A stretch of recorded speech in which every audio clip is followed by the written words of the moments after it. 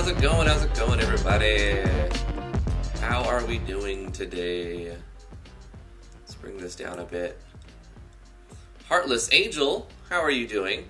Alexander Burkle, thank you for coming to the stream. Silver Starlight, so good to see your lovely faces. Let's get started. We got to draw some sparkles today. We have to make some sparkles. We're going to make happy little sparkles. Let's get this off here. Hi guys. We're going to make some sparkles today. We're going to do some item enhancement. And probably change this system up a little bit, because we're going to have to incorporate some plugins. We're going to make some items that work with Yanfly's attach augment plugin. All this and more in a few minutes when my brain decides it's had enough coffee.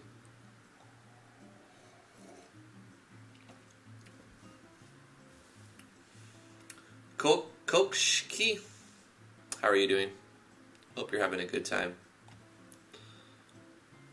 Anything to be distracted from work? I guess so. It's pretty cool if you could watch YouTube at work.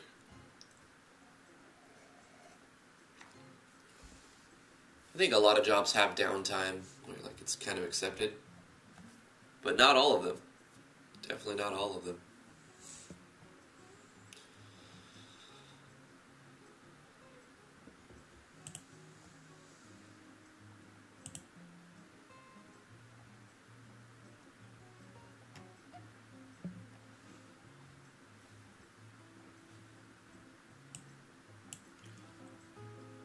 Kind of via cell phone. Yanfly.mo/yep. Let's get the most recent attach augment version. I think I have it downloaded already. Save link as.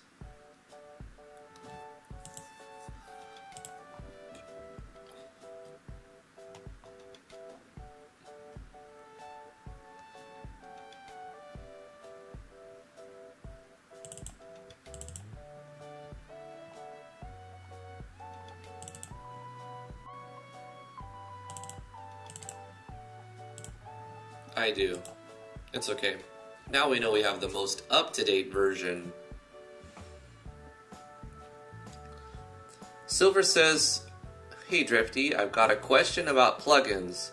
I've been having trouble with them working in my game. Am I formatting them wrong? Well, not all plugins play nicely together, Silver. Some of them just will not work no matter what you do. So you may have a compatibility issue. Are you using... Well, first of all, how many plugins are you using? And are you using plugins from a bunch of different developers? A lot of the time, the problem is they're in the wrong order, and moving them around in the order can make a difference. I swear my brain's going to wake up any minute now. So this is a dependent plugin. I need to put it underneath the item core, which is somewhere in here. Okay. I'll put it right here underneath the item core.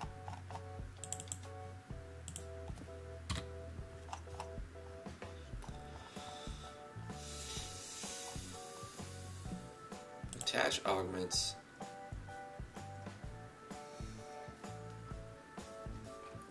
Let's move it up.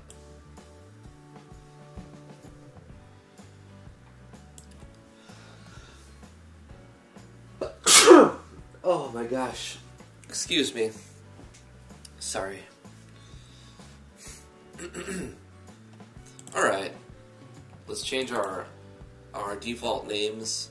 I don't want to have a ton of things, to be honest. I want it to be pretty simple, like attach a rune or something, right? A jewel. Let's go with jewels. So weapon slots are going to have jewels. Jewel. just a single thing, an armor slot, it's gonna have a jewel. Enable augments true, show augments true.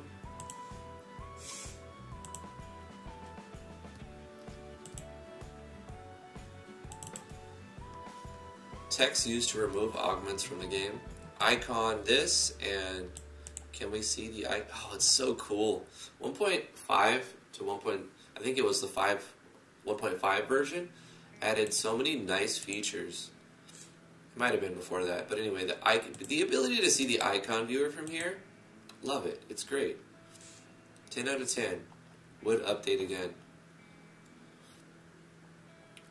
So when we're looking at the detach augment thing, what should we see to signify the player that we're going to take something off?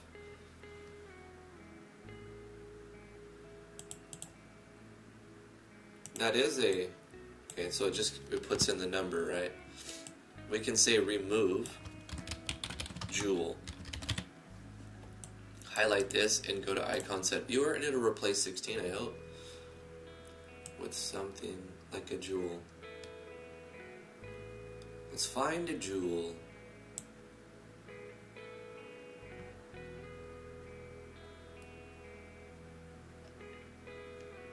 Let's go with this. It's sort of amethyst-like.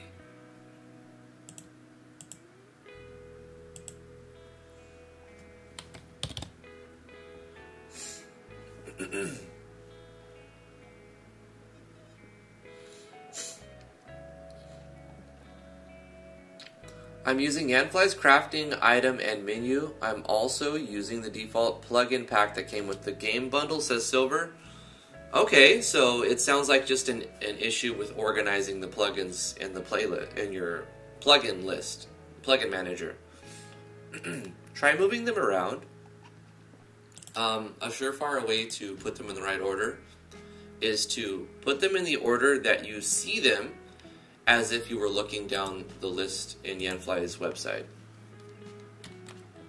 So if you go to yanfly.mo/yep, and you see the plugin list right here,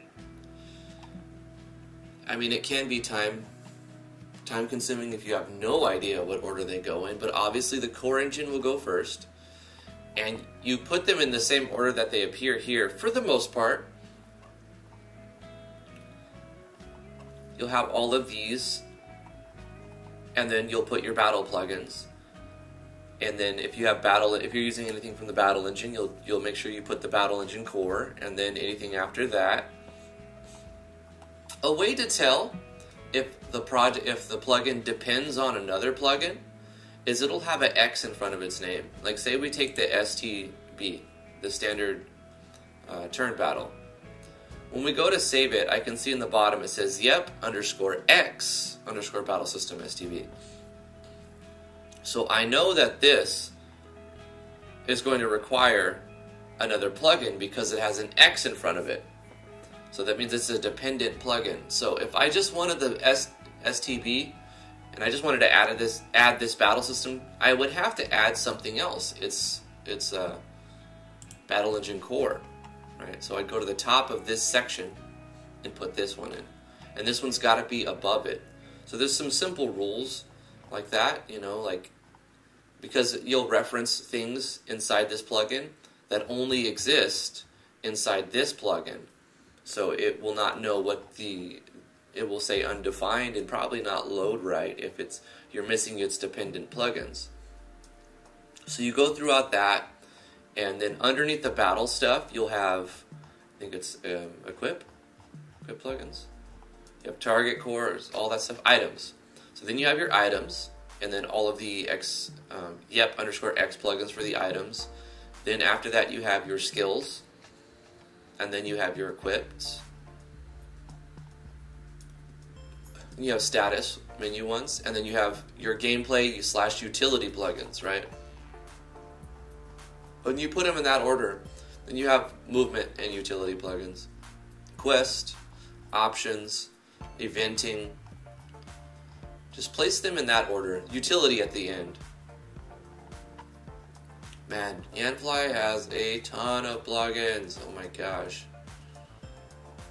And this is just the public ones. Oh my god. Does Dragon Bones work in 1.6 now? It still works, right? Also, if you're going to use Yanfly plugins, remove the basic core plugin.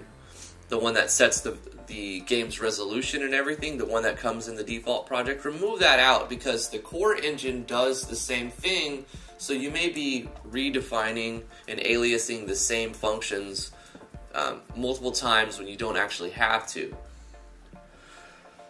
So yeah, if you're going to use core engine, you're going to use Yanfly, use core engine. If you're using core engine, don't use the basic one that comes with it. Hopefully that helps you, Silver. Also, if you're using specific ones, you could look, like say, for example, I want to use the weak enemy poses. I don't know where to put it. Well, sometimes you can play the video, let's pause this, and scroll to about like a third of the way through, or like a quarter of the way through, and you'll see the plugin manager. Yanfly usually puts this in the videos as well. This gives you an idea of what should be underneath what. Now, this is just for the weak enemy poses, right? But you can take a look at the plugin manager and see, okay, it goes Battle Engine Core, Action Sequence Packs, Animated SV Enemies, Battle Systems go the next, then Counter Control, and so you can see how they're organized like that. So open up a video for one of the plugins that you use and scroll through, scrub till you find the spot. Watch it first, right? If you're using the plugin, watch the video. And then scrub through this part and pause it, and then you can copy how the format is. And if you're certain all your plugins are in the right order and you've messed around and moved them, even you're like, this is probably wrong, but I'm going to try it anyway, because sometimes stuff works when you're like, this shouldn't work, but it's working, then you know that it's probably an incompatibility somewhere. But just know that all of Yep plugins work with Yep plugins. So if you're only using like Yep plugins, you probably have them in the wrong order and or the wrong version. So make sure that make sure that you have the most up-to-date version.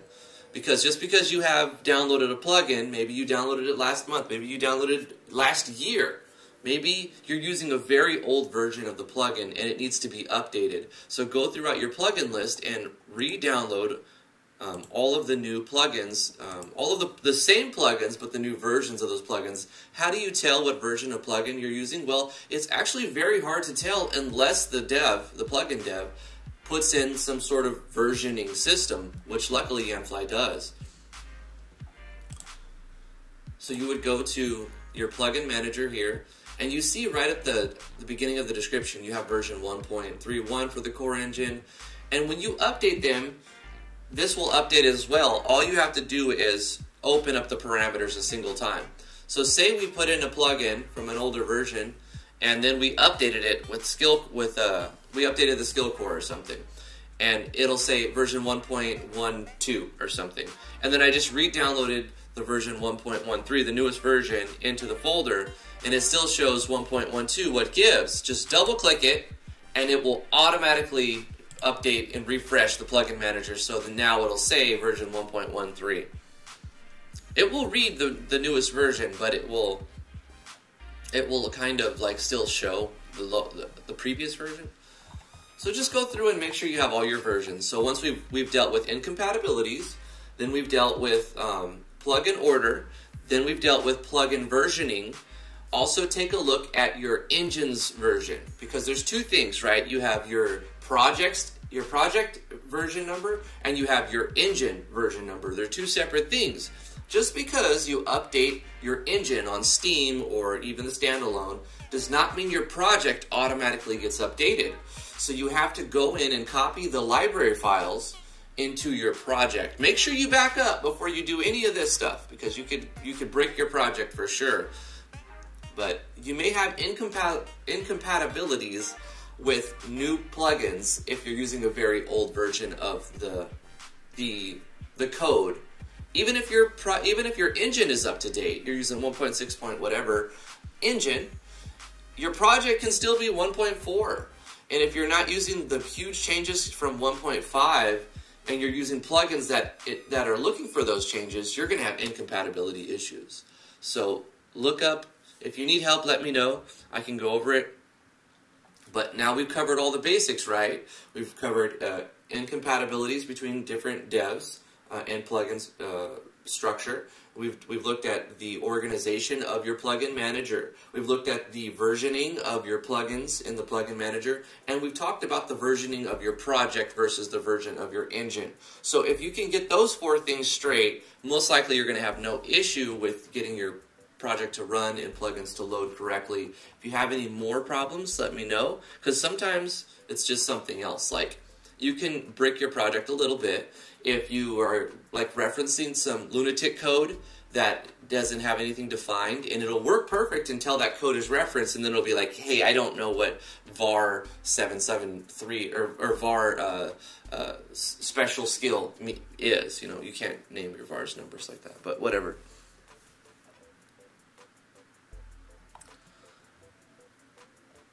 So that was sort of a mouthful. Hopefully that helps you, Silver. Let me catch up what other people are saying.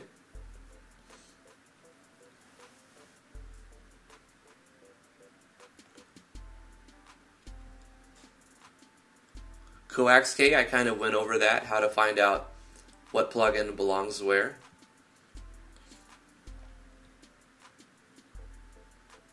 Jewel carvings instead of jewels is a good idea. Talking more about what we were doing specifically to the project. Heartless is right. Keep experimenting until it works. Now, Coaxi, when you say mine is 1.6.1, are you referring to your engine or your project or both? Because remember we went over the differences. That's true. 1.6.1 breaks about half the plugins that are available for it. But they're constantly being updated and new plugins are still being created.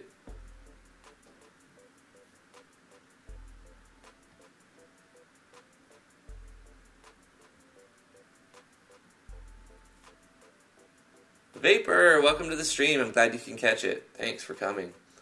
Unpro Craig, thanks for coming.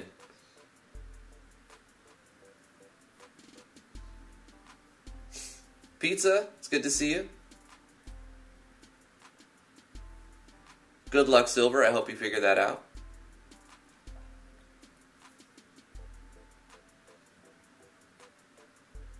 Hey, Catrick.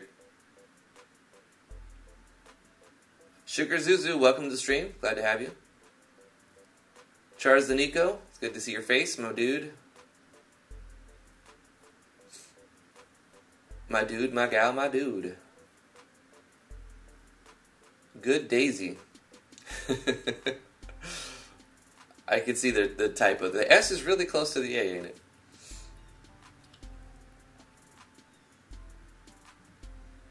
Red Phoenix says, I'm in a weird spot. I'm running MV on 1.5.1 and haven't downloaded or put in the plugins since I got them all working together before the update. Well, if everything is working, if everything seems to be working and you're not crashing and you've done some extensive bug testing, you may not need to update them. You know, if there's no problem, I wouldn't mess with it too much and end up creating a problem. You know, sort of, if it ain't broke, don't try to fix it type of thing. But you may encounter a problem when you deploy it. So just because it works, and here's another thing that I didn't like about when it happens like this, but it can happen.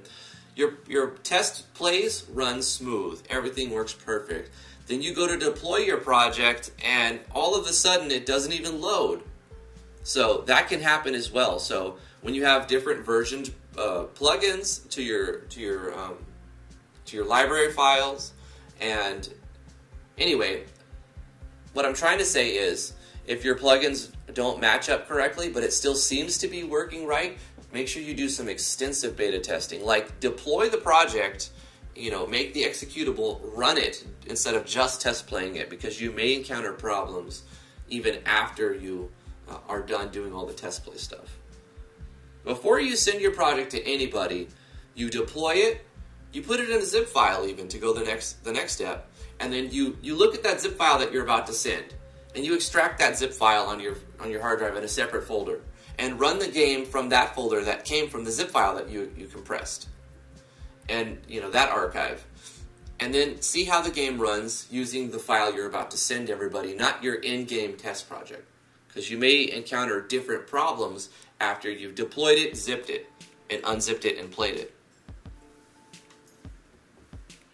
Often overlooked. Kane Rebel, what's up, dude?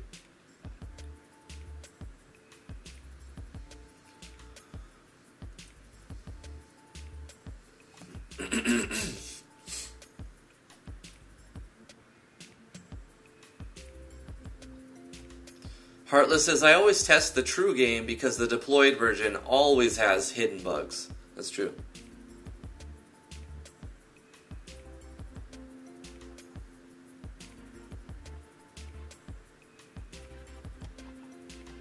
That's cool, Craig. I can't wait to see your finished game engine. That's pretty sick. You're working on an entire engine. That's got to be overwhelming though. Like how do you stay focused on something so broad like that? Do you have like a support group or like a team?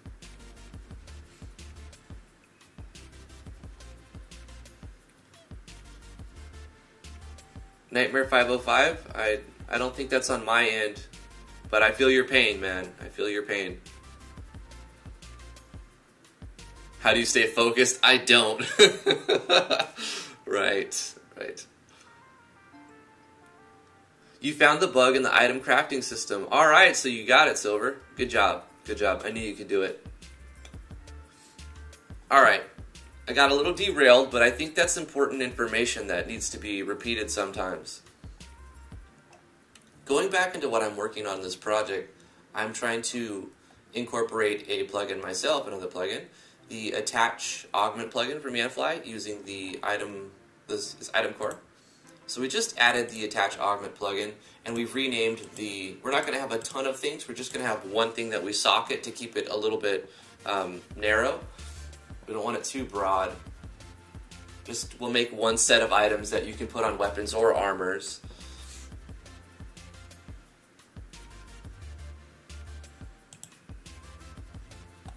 That'll make it easier. So in order to incorporate them, we add a note tag on weapons and armors, and we just put augment slots, and then we put in the slots. You can also specifically say this has no augment slots. Item, weapon, armor, note tags. So items have this as well then. This will change the item into a non-independent item automatically, so we don't have to say non-independent. This item can be used to augment equipment that contain the appropriate augment type. This particular note tag will decide the augment effect for attaching the augment component and the reverse effect for detaching the component. Insert multiple sets of these note tags to allow different augment effects when used on a different augment slot type.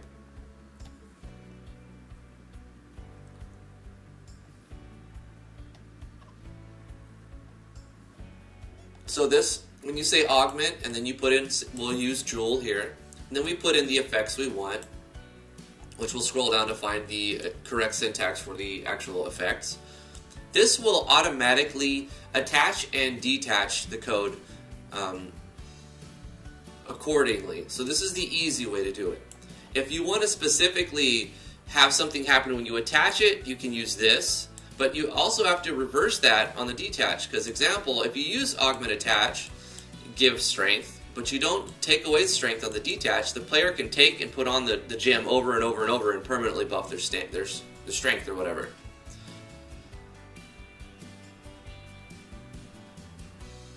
So here's our effect list. We can affect parameters by a set number. We can affect the parameters by percentages. We can affect the boost number, which is an arbitrary number at the end of the weapon, by giving or taking away things.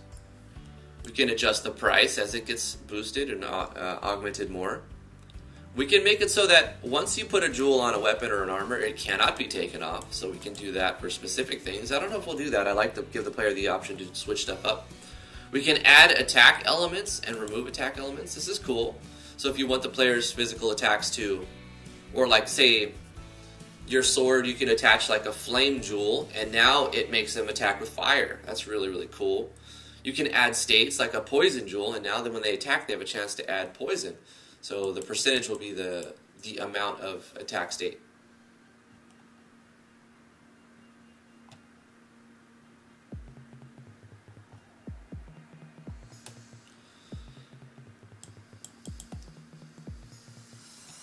Resistance to buffs and debuffs, I imagine. Add element rate, so you can add resistances to fire or cold. You can add passive states with it. I remember messing with this when it first came out, and you will get a problem if you try to add about 20 passives. So I was pushing it to see what it would, if it would handle 20 passives per character with 4 characters, and no, it does not handle it very well as of 1.31. So this was a while ago. It may have been more optimized, but I still predict there's going to be an issue with the MV engine itself, not the plugins, but the engine and the way it runs, to handle that many states on a character at a time. So I would recommend keeping your passive states limited to a small number. I would say 1, 2, 3 per character. Add skills and remove skills, so we can make gems, jewels be socketed to weapons and armors that give the player abilities, which is really cool. And we could also do skill types as well. Add state rates.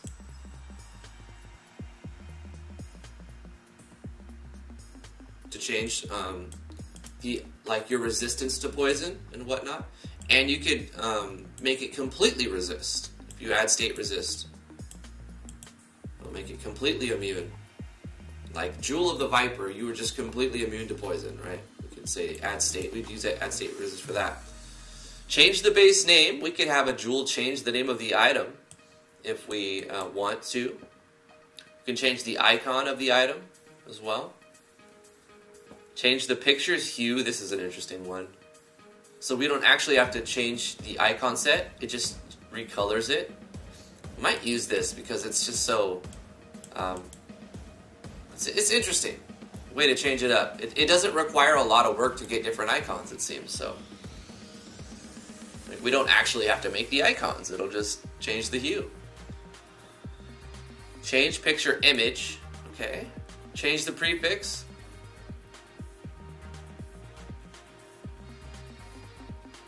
Change priority name. Change suffix. Change text color.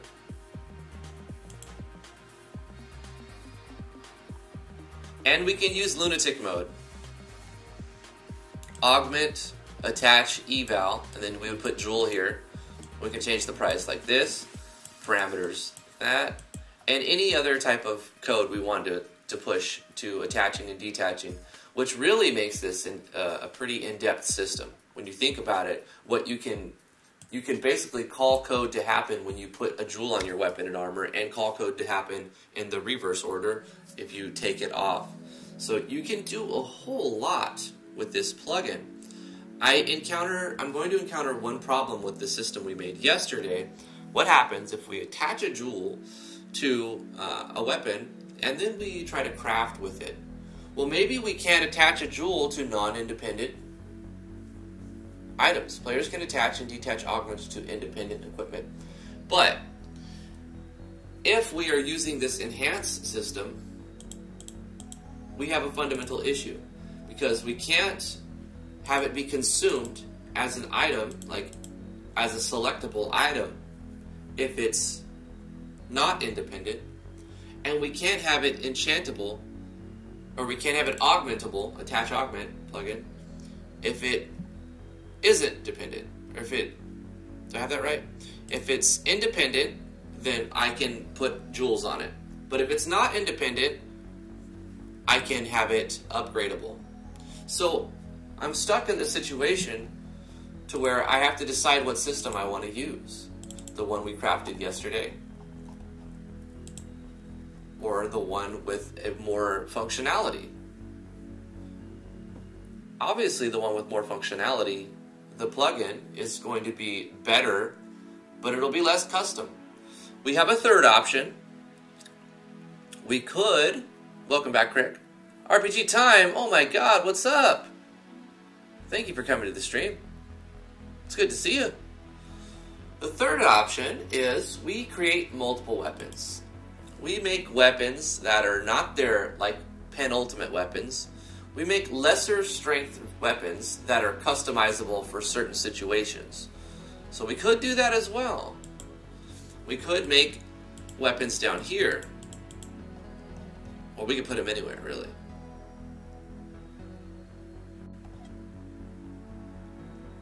So I would go to 31.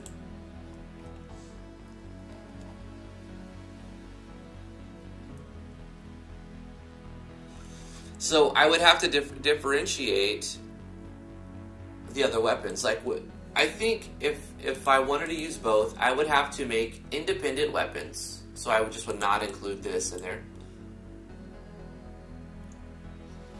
And to make them different, the new weapons won't use the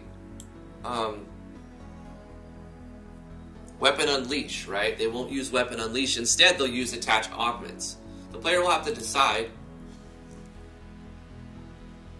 if they want to use one or the other. But that seems, I don't know, it's getting convoluted at that point, right? I'm going to have to think about that. In the meantime, let's draw some sparkles. We need to draw some sparkles. We need a character set that's going to animate some sparkles. Very, very simple sparkly thing. Just to let the player know there's something here, interactable. Let's go with, I think a palette we'll pick is these 4 blue colors. This isn't really blue, is it? Is it pure white? Not exactly pure white. It has a little bit of a tint, because pure white would be 255, 255, 255.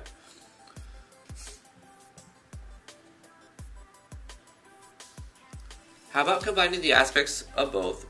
Weapons for battle and weapons to enhance abilities. Augments can be more of a utility or other parameters, like critical sway or passive states added to the weapon. Yeah.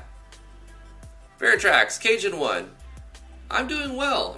I'm sore. I'm very sore. Yesterday, I did the front and the back and the side lawns, and we have a lot of real estate. So, and I'm not using a drive-around mower. We bought a push mower. It's self-propelled, gas-powered. But man, it's just so much. It took hours, and I'm sore today. I'm very sore. But, I mean, I feel good. It's one of those, like, one of those good pains, I guess. Because you get the sense of accomplishment, and I can look out the window and be like, yeah, that looks pretty good. Looks pretty good. Pepper pickling stream when? I did it last night. We pickled them. So we have to wait 5 to 7 days before we open them. We're just going to shake them. We did 2 jars. We chopped up a jar of peppers. They're in the garden channel. We chopped all those up. A jar of jalapenos. And then another jar of half jalapenos, half habanero. And I've never pickled habanero. I've never had pickled habanero. So we're trying something new. We used vinegar.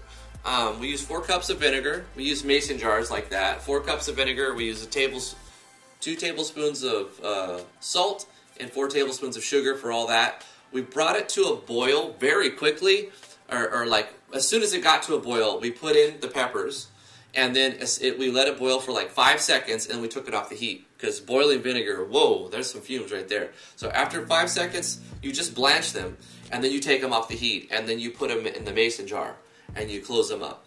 And then we put them in the fridge. Well, we did that, and yeah, we've got pickled peppers now. So I'm sorry I didn't record it or live stream it, but we did take some pictures before we chopped them, and we could take pictures of the jars, I guess. We'll put it in the garden channel. Link is in the description below if you want to join the Discord, where we do various things like that. Thanks for asking, Alexander. It was a fun experience. It's fun. Growing peppers from seeds, and then harvesting them, chopping them, and canning them, you know, pickling them in vinegar. It was really kind of a cool process to do everything yourself. We also have some Brussels sprouts that we harvested. And we're gonna have those tonight. And we like to fry Brussels sprouts instead of boiling them. I like them not super mush, because you lose too many of the nutrients out of them when you boil them. If you fry them, you still get them the temperature you want. You know, Brussels sprouts are so good. I thought I hated Brussels sprouts. You may be like, ugh, Brussels sprouts are gross. You probably have never tried fried Brussels sprouts. You don't boil them, because boil them tastes like mushy yuckness. They're just ugh. But if you fry them, Brussels sprouts are da bomb.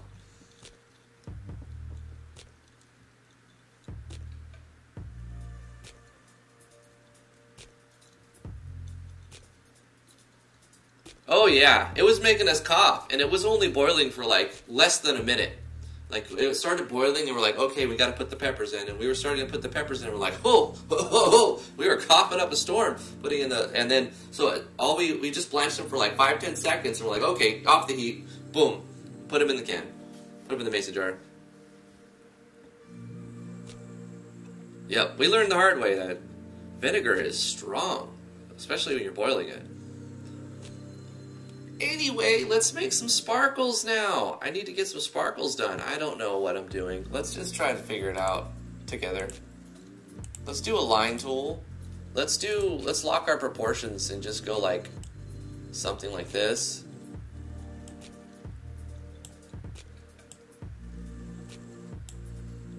I think I need to, oh, we could always scale sprite too, huh?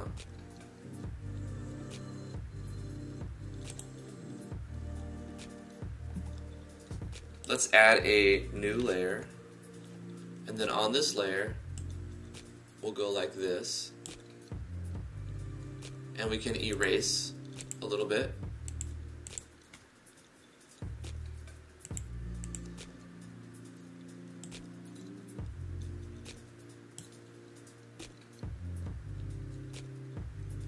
Add a new layer, and erase some more of this.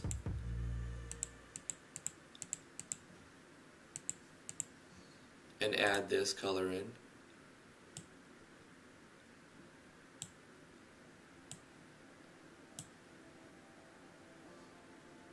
Add a new layer.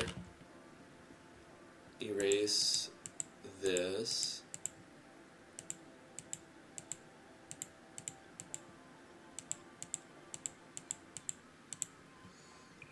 And add this color in.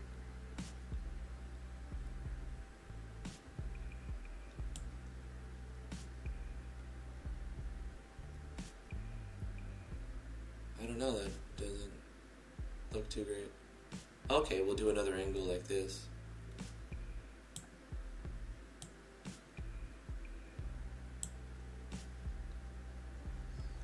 Add another, wait, we need to delete something from here. Oh no, we did. And we'll delete 1, 2, 3.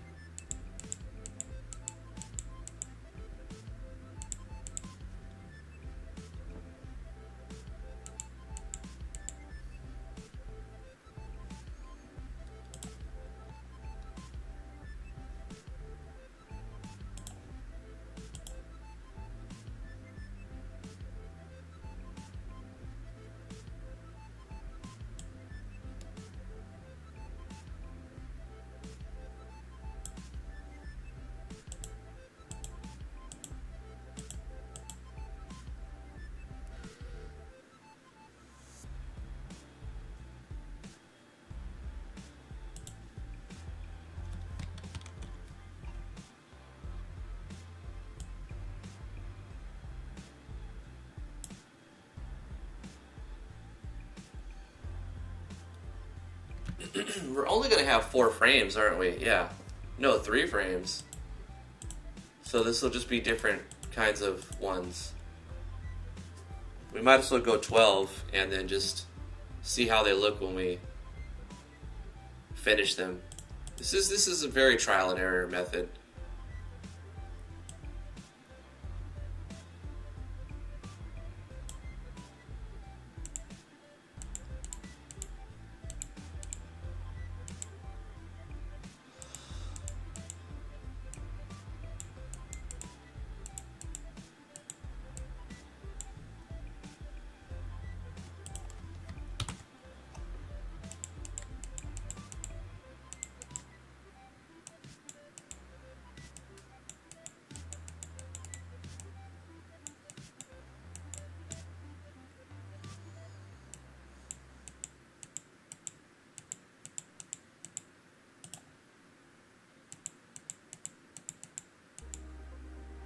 This dark blue looks pretty weird.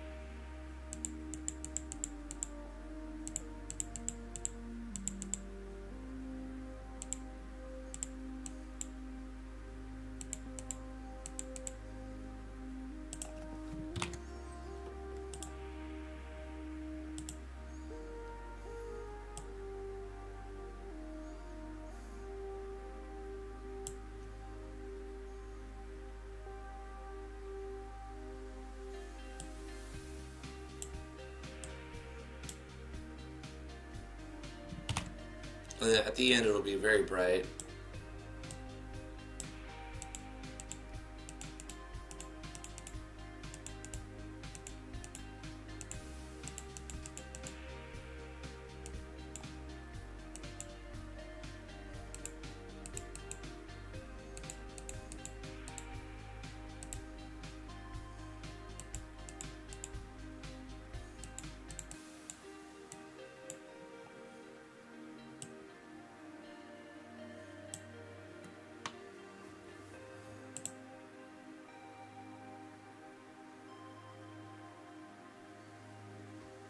So we see this as a full 12 frame animation, but in RPG Maker it's not going to show this as a full 12 frame animation. It's actually going to show 4 different 3-frame animations. So it'll be like this, this, and this, and then this, this, and this, or this, and this, or this, and this. So we'll have some options to play with here. We can also change the frame rate, and how about adding some yellow or gold? Yeah, we could totally do that. This was a rough thing. We could also scale the sprite using Gameplays Scale Sprites plugin. So let's save this as a DG_sparkle01 a sprite. So we can edit it later if we want to. And we'll export this as a sprite sheet in 144 by 192 to fit the character images. It's a PNG file, right? So you'll cycle between this, this, and that, or this, and that, or this, and that, or this, and that. I think the last one kind of turned out the best. And then we'll scale that down and move it and whatnot. So let's go ahead and open up a file, a folder. Let's open the A-Sprite folder, copy that where it needs to be. I have them sorted by date to make it easy on me. It'll always put it at the top. And then to put it where we need it to be, it's easy. Just go Game, Open Folder, and put it in IMG Characters. Well, I have to edit it one last time. We'll press F2 to rename. We'll press Up and Home, and then we'll put an exclamation mark and a $sign to let the engine know this is just a single thing, not a set of 8 things. Save the project, and let's add something right here. And we'll call this Sparkle 01. We'll select the image, scroll down to where we put it, Sparkle, and we'll select the last one, and we'll do stepping, and we'll change the speed to normal and highest. And we'll be right here. There's going to be auto run happening. I'm going to see if we don't need all that to happen, like put in a name and everything. So we can see the sparkle right there.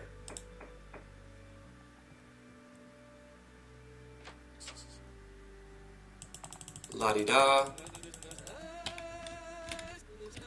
There's our sparkle. That's cool.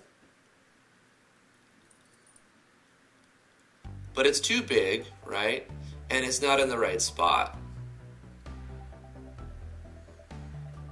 So if I wanted to combine these two, I could change the artwork, right? Let's see if we can make some sort of... I would just much prefer to put it above it and scale it.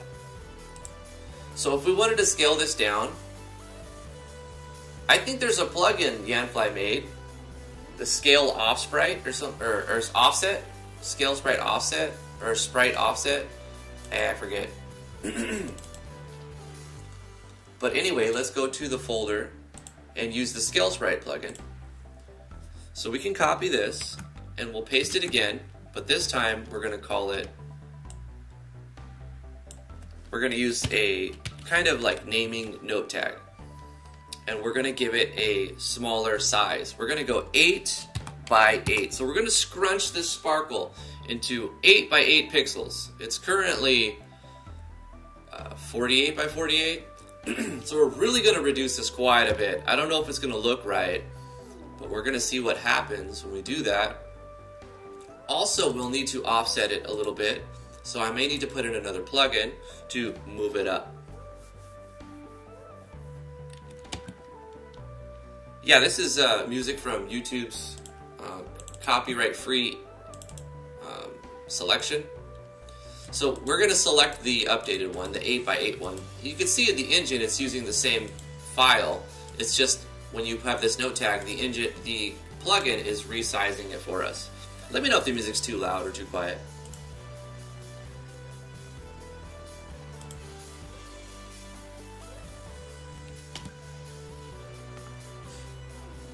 Whoa, when you put it 8 by 8, it's super small. Let's double that. Let's double that. Let's give it 16 by 16. You can't even see what's going on. 16 by 16. That's still reducing it by 1/3. Or reducing it by 2/3. Showing only 1/3 of it.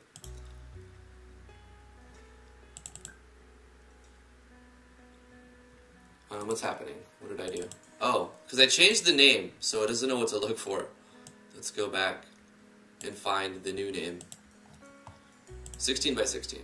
Okay, cool. Have another look. Another look-see.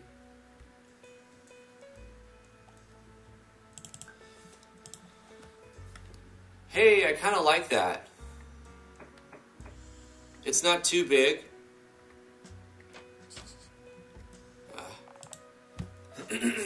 So we'll go with 16 by 16. We could also select a different frame of it. You know what? We could bring it up a little bit, huh? Let's see a little more of that. Let's go 24 by 24. Excuse me. 24 by 24. So we cut it in half. We cut the size in half. That's fine. And since we renamed it, it's not going to know what to look for. We have to change that again. 24 by 24. We're going to select all 4 of them and look at them.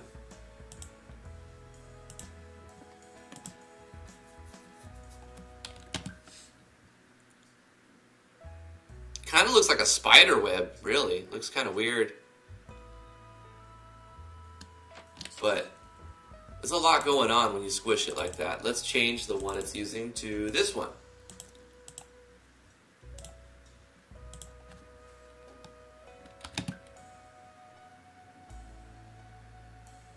Oh, that one looks better. At 24 by 24, that 3rd set looks better right here. Let's look at the 2nd set. Rain Phoenix says, I'm using EST Graphic Shift plugin to move my events around.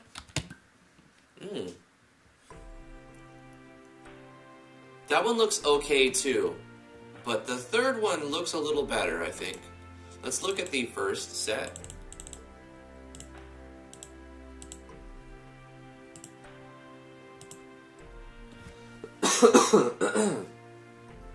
Gosh.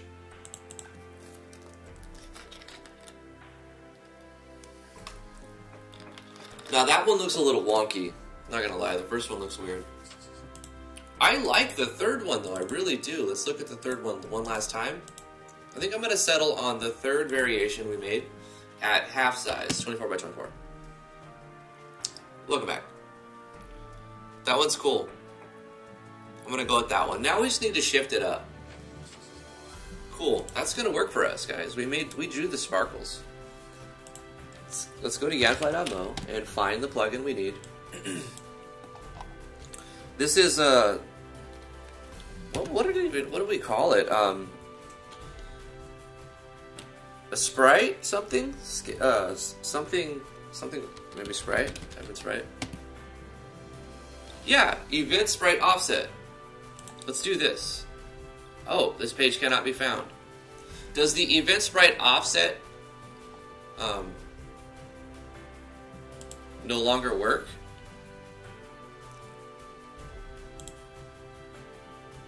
Oh no. Oh no, guys. Event sprite offset doesn't link to the right thing. Is it a typo somewhere? Event sprite offset RPG Maker MV. I kind of want to check other conventions. 170, 174. 69, 170, 171, maybe? Maybe that's supposed to be 171. And then it goes 160.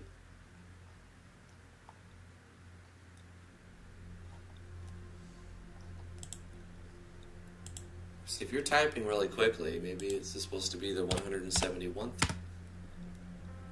No, it doesn't exist. 74.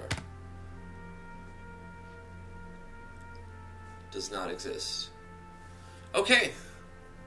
Maybe I can find it at another site, perhaps.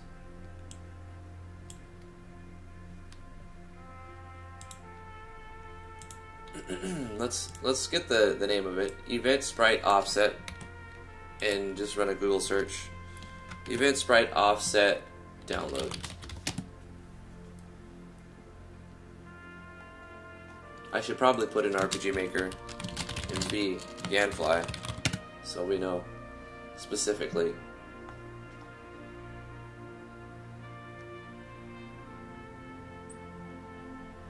A whole lot of links to Ganfly's site, as it should be.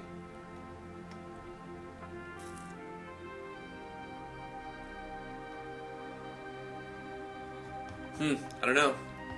We can look at the master list too. RPG Maker MV master list, master plugin list.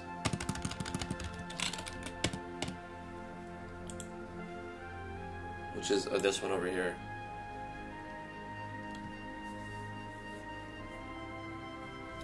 And then we can type in event sprite offset. Find nothing. Oh, that's a shame.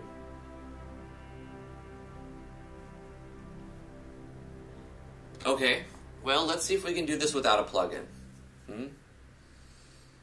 Let's do this without a plugin.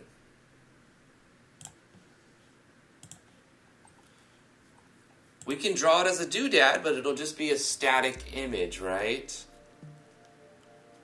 We could put it over here, but then we'll have the same problem. It'll be too high, right? We want to stack it. I suppose we could load this graphic, copy it, and paste it in the background of this sprite. But then we'd have to do that for every time we want to place a sparkle somewhere, right?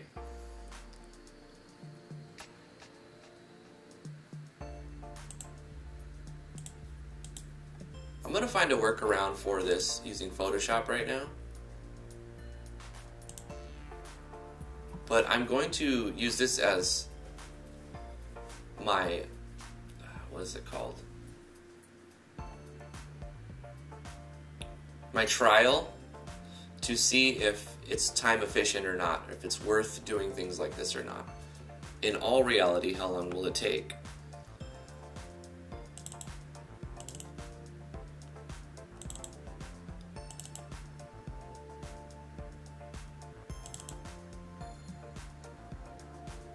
So we're going to need this one, so we can open this.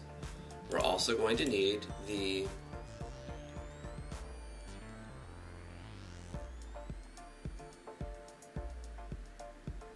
the FSM one.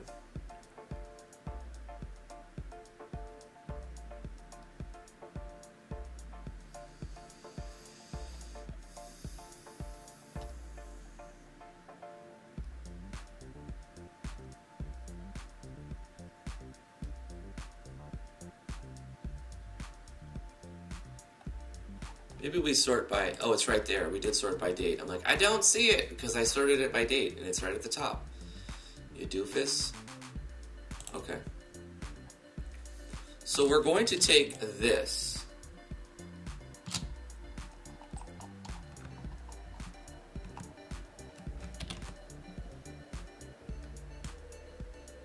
Let's copy this. And let's go to this, and let's put a new layer. This layer is actually going to be underneath. We'll put this one in the background. Put on our grid, and we're going to paste this. Which one did we like the best? The third one. We'll take this, paste this in the background. Undo this, because we actually wanted it on the bottom half, so we're going to select the bottom half of that and paste it there. Perfect. We're going to do the same thing again, here, and here.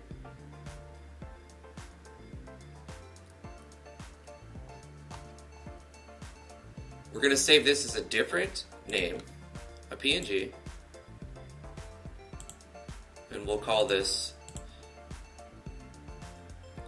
Sparkle plus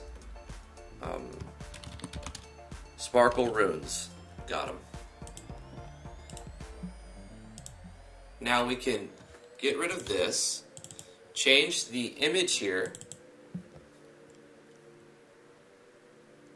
from this thing to our one we just created, the Sparkle runes, and we select this one, and we'll put it on stepping, and we'll change its speed and everything, speed and frequency to highest and faster. So it just really zooms. And we're going to take a look at how that looks in game. We may need to scale it down again, but it's going to mess with it. No, we don't need to scale it. It looks cool.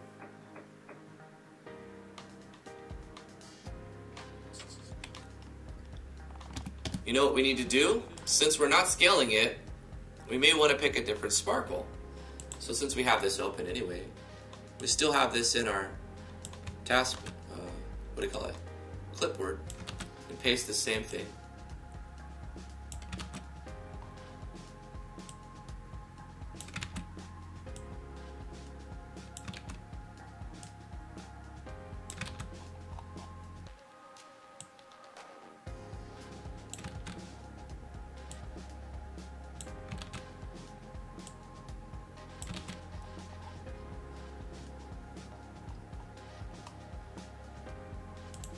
And we'll just save this one, overwriting the original PNG. Oh wait, not Sparkle 1. We're going to overwrite the Sparkle runes. Sparkle 1 runes. Yeah, boy. And let's take a look at that in game.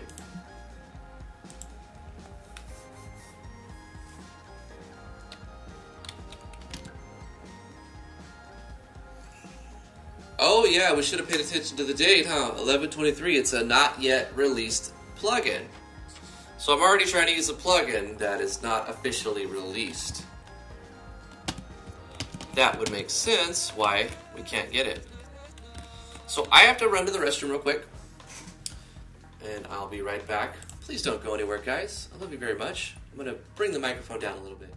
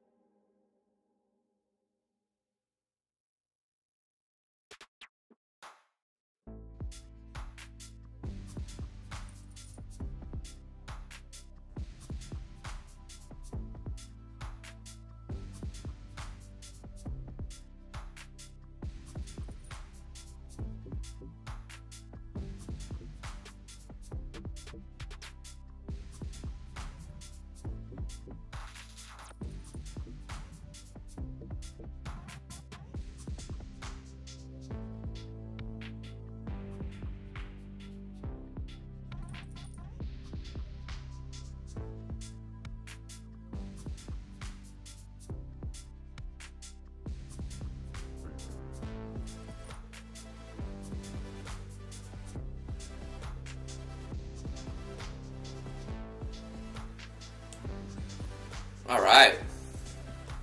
Welcome back to Bathroom Breaks with Graceless Gaming. Oh, come on. Give me a potty break here, man. Give me a potty break. I turned the microphone down a little bit because you mentioned it last time, Silver. So.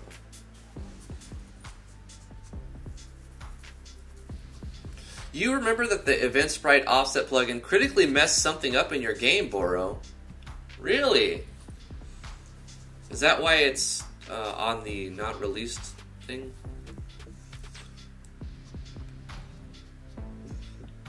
Well, I haven't used it. I've only seen it when I was scrolling down. I'm like, I've never seen that one before. So I wanted to check it out because it would have been relevant here. But hey, that looks pretty good. It's animated now, and it has the same rune thing right there. I think we could check the other animations as well. This is the third one. Let's look at... Now, obviously, it didn't update here, but it will. It will. So it'll show the blue things on all of these because we use the same name. When you use the same name, you have to reload it to actually... So it looks like it doesn't have the runes, but it does. It should. Yeah, it does. That looks okay too, because we're not actually dropping the size of it down. It's pretty large though. I think it's too large. Let's go with the second set. Have a look at those.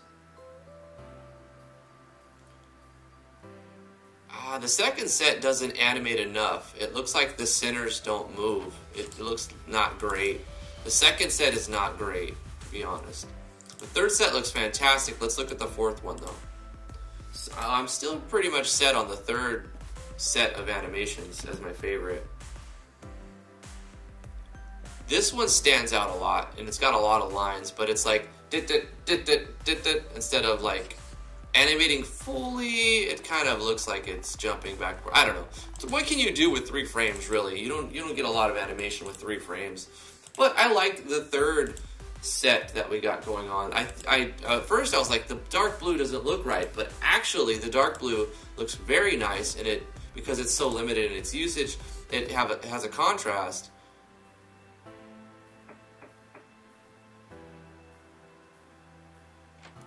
We can further edit the sparkles, but you know what? I'm just gonna have to move on. And I think that this works out fine. It definitely gets the player's attention, right? You can see it.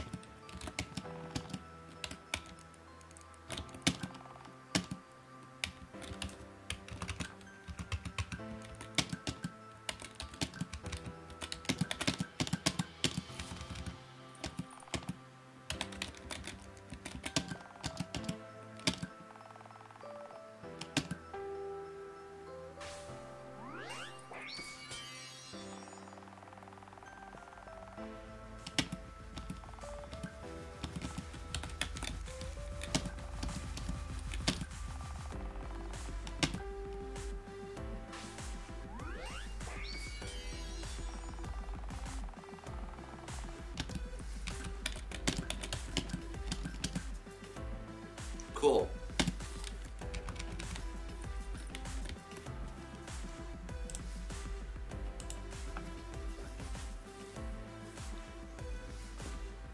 Boro says, if I recall correctly, some events started to show the whole image where a sprite bit was located for a few milliseconds.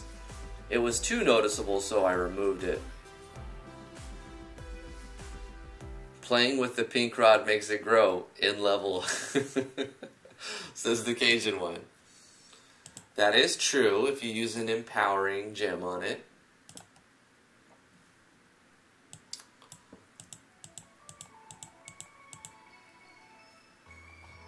Alright, so I like our little custom system, but I still want to use attach augments and make jewels that do different things.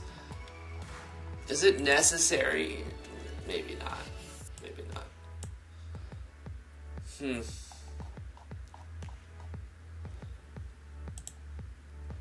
you know, you see these cool plugins and you want to incorporate that, but is that going to make the game better?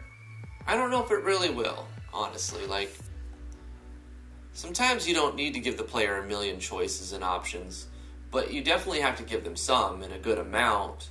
You don't want to overwhelm them. I think there's a fine line of balance you have to find between, like, the player feeling like they have control and they can change things, but also not overwhelming them and making their brain just have analysis overload. So maybe I like the attach augment. You know what I could do? I can make the attach augment system work for the armors. Just the armors. And I can make the attach augment system or the enchanting system for the weapons. So we're empowering our weapons to up the stats and add more chance for weapon unleash with our custom little system with the gems. But the armors can attach jewels to do things. That's what we'll do. So we'll get the best of both worlds. You can essentially make the augments do the same thing on weapon or on armor. So let's do it like that. I like it. I like it. So let's go ahead and pick maybe the white shirt we start with doesn't let you socket anything. But maybe we'll start with the feathered cap. The feathered cap that you get will let you socket one thing. And then as you get better gear, you can socket multiple things.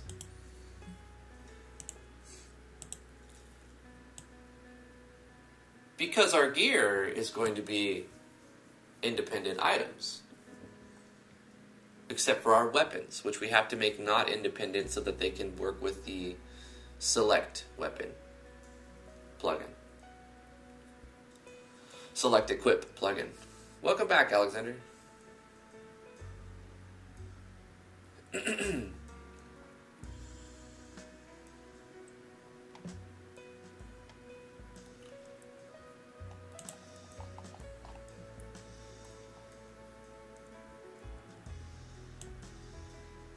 So we'll add the augment slots here, and we'll need the closing pseudo HTML brackets.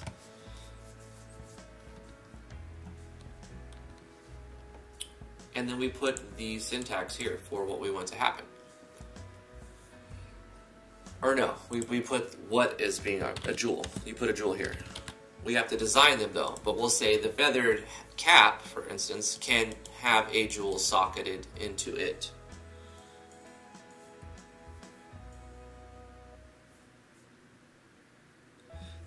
Will it be like the Final Fantasy 13 system? No. Just stop there. No. Not a fan of 13. I love the series. I love Final Fantasy. So many great games. Final Fantasy 6 is my favorite game of all time.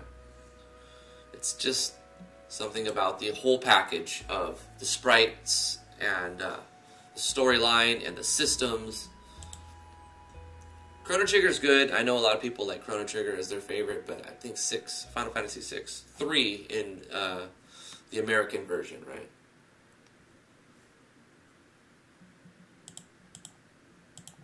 Now we need to design the jewels themselves.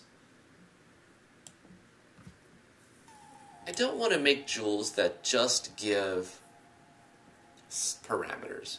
I want to make interesting jewels.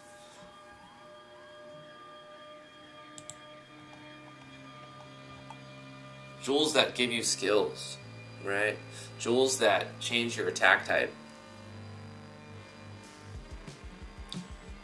So let's allocate a section of items. I guess we'll start on 80.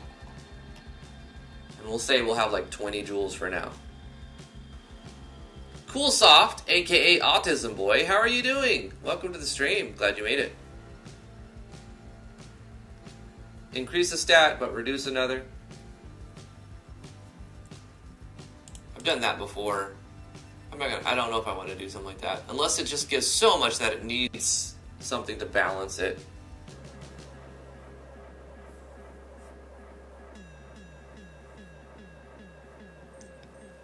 when we get to making boss fights, they're going to be hard. Because the player needs a challenge, right? They're going to need to challenge. The whole game shouldn't be hard. The fights in general should be easy, more on the easy side. But there should be challenge events where people are not going to just blow through it and just be like, that was super easy, unless they've been grinding and they already been min-maxing and whatnot. So I would like to put some sort of arena challenging system towards the end of the game. Like after you could beat the game and you're at level 30, 40, 50, whatever, but the challenges are geared for level 70 players, right? The final boss fights in the arena are like 70, 80 with good gear and whatnot. But the storyline ends at level 40, say. You know, like something like that. So the people who really keep going after the game ends, you know, can actually have something to do in game. And it wouldn't be much harder to add some higher geared fights, you know, for the end game. You can still, like, for those people who don't care about the min-maxing and they just want to go through the story and kind of, like, do the little sim aspect of the game, a little bit of the dungeon grinding, but not much, and get to level 30-something, and, you know, have a good challenge with the last boss, and beat the boss, or whatever, the other mayor of town, the other mayor of the other towns, or his army, or however I do it. Level 38, you're fighting the boss, it's a hard fight, whatever, and boom. But then, after you beat it, or even before you beat the last boss, the game doesn't immediately end. The game can continue to be played. And an arena, or new stages in the arena, open up. And level 40, 50, 60, 70, 80 bosses are now introduced.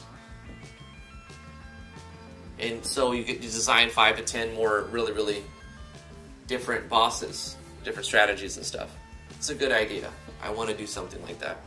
I'm thinking of Final Fantasy X, which I liked a lot. And how they had the battle arena. But it's still available pre-end game, yeah.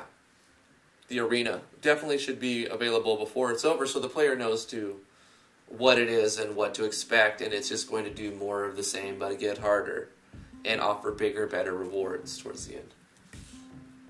Like the Dark Aeons, sure, but more so the capture arena where you capture monsters.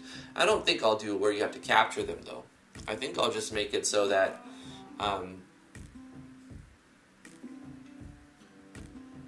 I don't know how I'll do it, to be honest. It's too soon to say how I'm going to set up. But I do want and plan to have some sort of challenge event, challenge boss fight event arena system. So that's a for sure. Okay, let's make a jewel that does something. What does the jewel do? What does it look like? The jewel is going to look like something interesting, something cool, something like this. It is going to be a red one. And this will be a jewel of flame. Or, what did I have for my types? Thermal.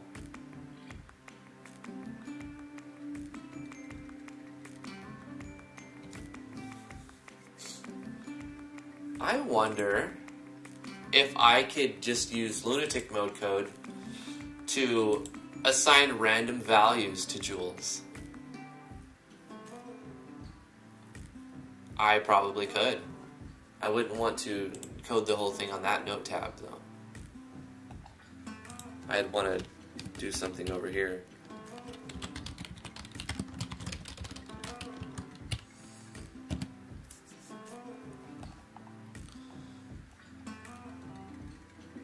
Let's get the syntax. Let's look for at the bottom. We would say augment attach eval, augment detach eval. So let's take this and put this in here.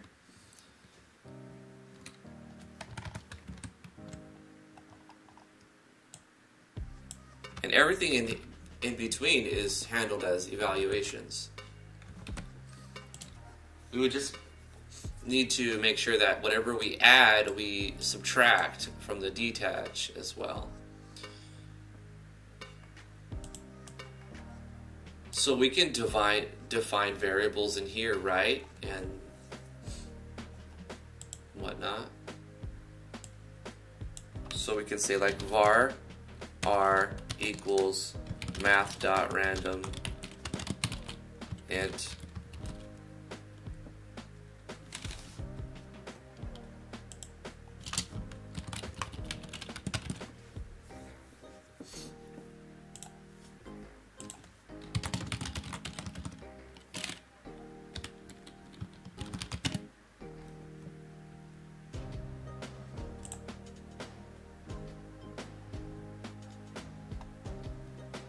bring it over here so you guys see what I'm looking at.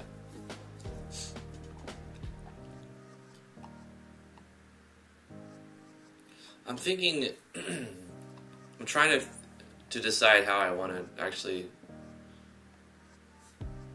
we're going to have some sort of randomization. Do I want to use random int or random? Because this would be 0 to 1, but we need to, yeah, I do want to make it an integer, not a float value.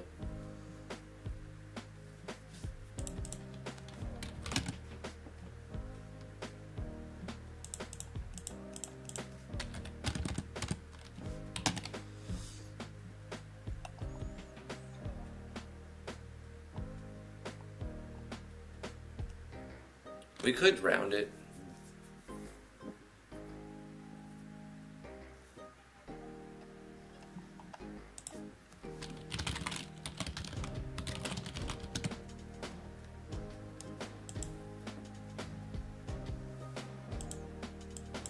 Times 100, right, that's what I did.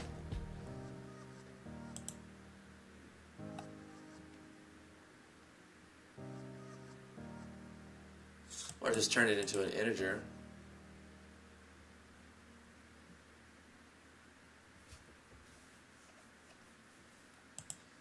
Integer math.random times 100. We could round it. We can round it.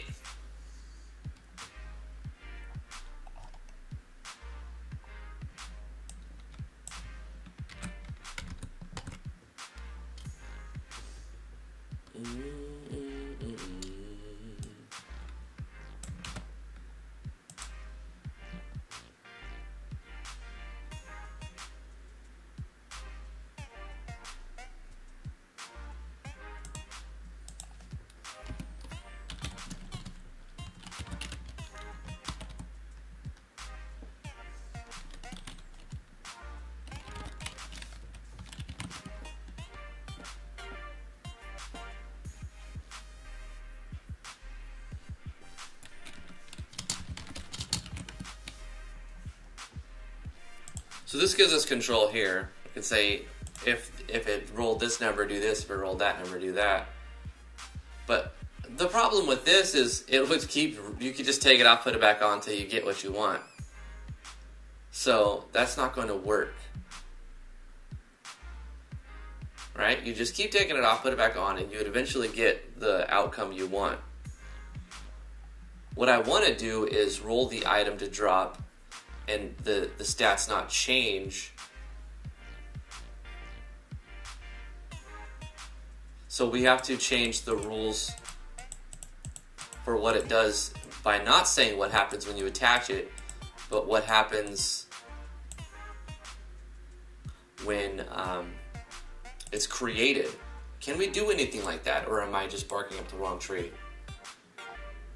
Are we able to define what happens, what this jewel's final purpose will be upon creation, not what happens every time you attach it, because it's like re-rolling every time you take it off and put it back on.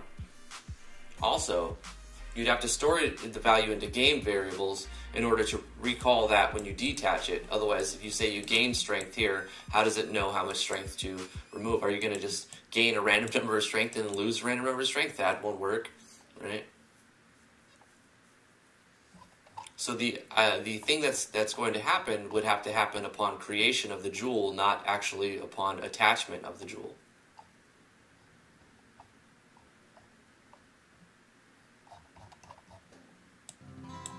You know, I don't know if I'm going to be able to do something like that.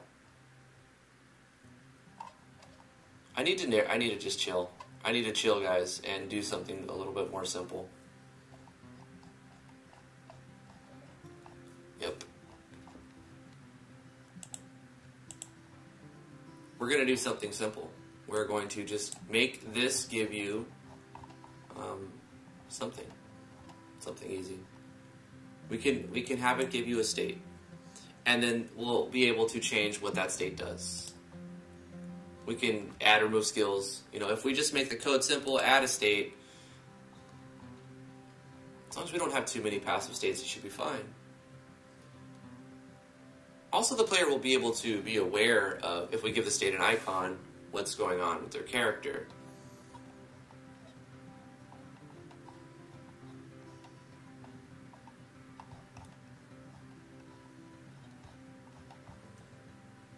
We'll just go like this.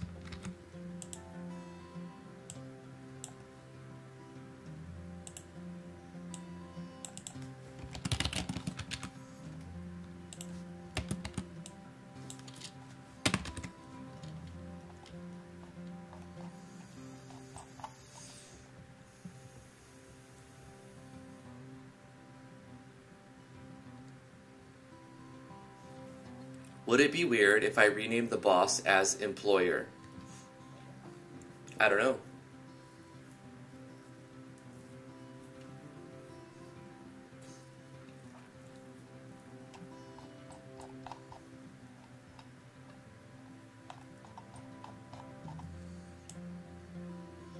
When doing this, I'll also have to make sure that I have auto passive states installed.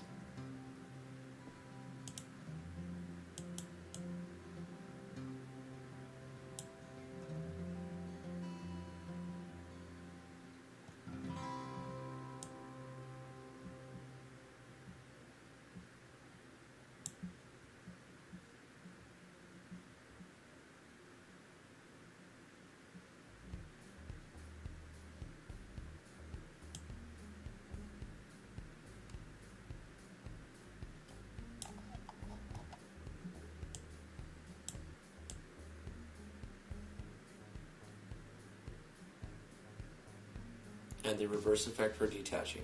Okay. So, if I tell it to add a state using augment, jewel, add state, I won't have to do attach and detach, because this should know that the opposite of adding a state is removing a state. So, I can make it simple just by making it attach it, and then add state, and it should automatically remove it upon you take it off. That's my assumption anyway. We'll test that. As long as we have this plugin installed, autopassivestates.js.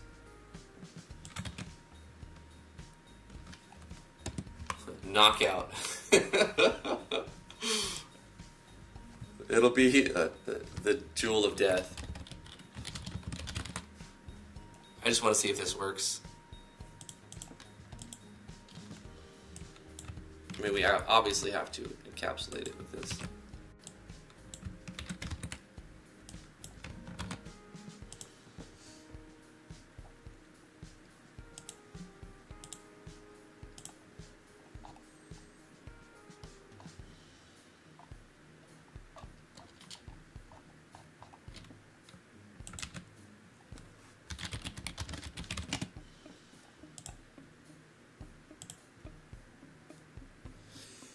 I may have it already installed.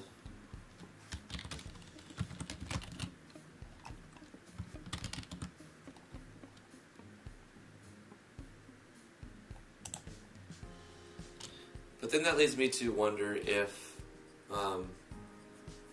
version 1.16 is the most recent version, so I've got to check that. Let's go to yanfly.mo, go to the plugin list, and press Control F and say auto passive. Whoa! Auto dash passive. No, huh? What if I just say passive 15 auto passive states? Okay, great. And save this link as Obviously it finds it already. Overwrite it. And we were using version 1.16. If I double click it, it's still version 1.16, but we made sure, right? I could have seen this over here and whatever. It's better to be sure. And while I'm here, I can do the trick, right? Where we play the video, pause it, we scrub to about a third or a quarter of the way through, and we see where it's actually put.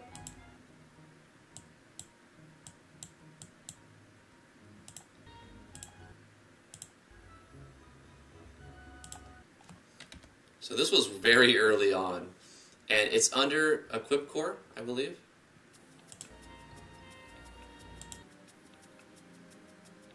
Kind of just goes straight.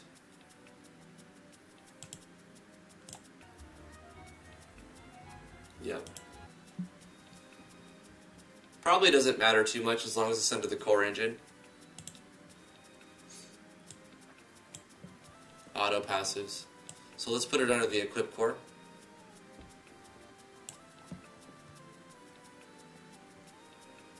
But I feel like it should be under the Skill Core. Don't you? Ugh. I'm going to put it under the Skill Core anyway.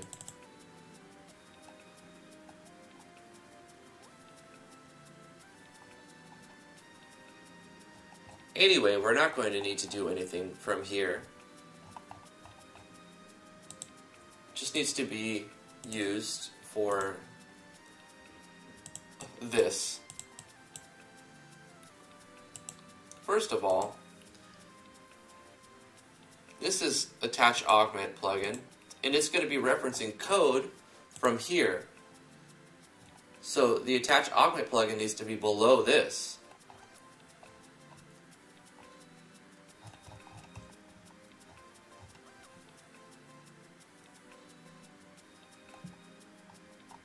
Attach Augment, and then this is below it.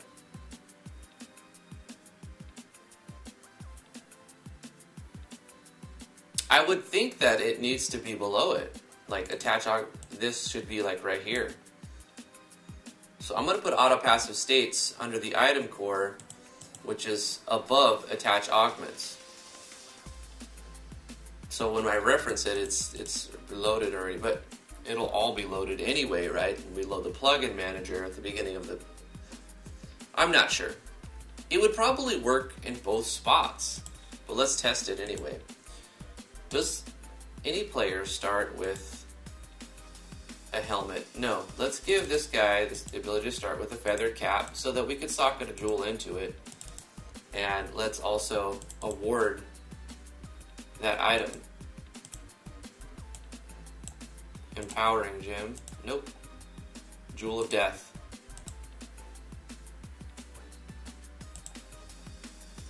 We're going to add a passive state to be dead. Or knocked out. Hey Travis Newcomb, how you doing? How's your project going? A jewel that debuffs the party and increases experience. I like that idea. Like a challenge gem. A gem of challenge. Reduce your max HP by 50%, but add like a 25% experience boost. Or something like that. 50% experience boost. Or it can double your experience, but it like drops your max HP by and your MP by half. Max HP and MP drops to 50%, but you get like double experience. Call it a challenge gem or challenge jewel. Yeah, I like that idea. You know what would be really awesome is if you can have jewel interactions. If you can have it so that jewels will interact with each other. Like if you have, say, a potency gem connected to a fire attack gem, it would make your fire attack stronger. That would be pretty cool. Oh, you know what would be helpful? Hey, if I started in the right spot. Let's start here. So that I can pick my character. And then I'll have the feather cap to test the thing we're testing. It would be cool, like say you had a a jewel that turns a single target into a multiple target. And like you have a jewel that grants you a skill called like Flame Blast, and it does a strong fire attack on one target. But if you have if you have the Cast All gem jewel, so socketed in the same thing that has the Flame Blast. So you have Cast All Flame Blast, then when you use the skill, it hits everything. That would be kind of cool if you can make jewels interact with one another.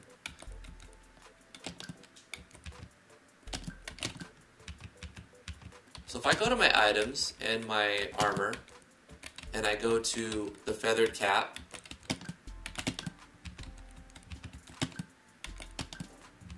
okay, so by default, it's letting everything have a jewel socket. I can see that. I have a Jewel of Death, but it doesn't know it's a Jewel of Death yet. The item doesn't know it's an augment, right? I need to define this as a socketable item. So there's definitely a line for that in here. Augment type.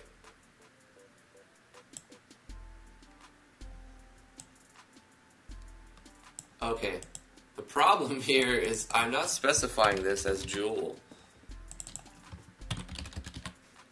So I have to say, hey, this is a jewel augment, and it does this.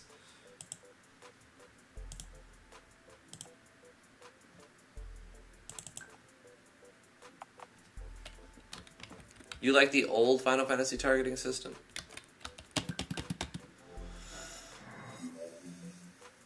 Yeah, Travis, it is kind of like the materia system.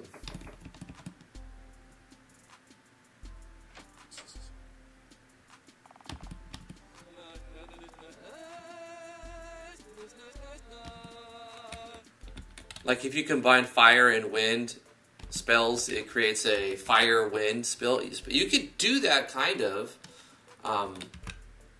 with the element core. Let's go to items and armors and take the feathered cap. Technically, they all allow for socket by default, I have to say. So, Edmund is knocked out. Technically, he has a passive knockout state. I'm just so curious what's going to happen. Like, snuppa.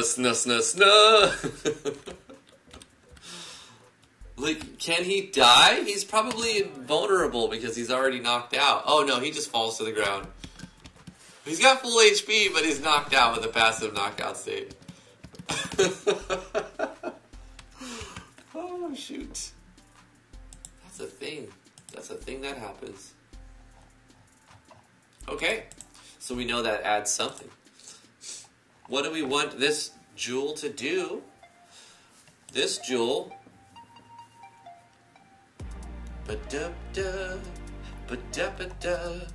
We can make custom states for the jewels. Let's customize them, right? All the other states, I don't want to reuse the same ones. We'll give this the same colored gem thing. And we'll call this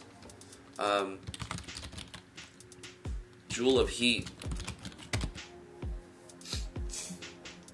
And it'll do additional thermal damage. So what we can do is take the code for like the in fire, which I'm using here. It's a Yanfly tips and tricks thing. And we'll put it over here as well. So it'll cause us to do extra fire damage. Like when we have it on, it makes our attacks do thermal damage. So we have to set our element ID to be thermal. So let's go to our types. Thermal is 04. It's going to be 4. So we change this element ID to 4. And we've set our base damage up.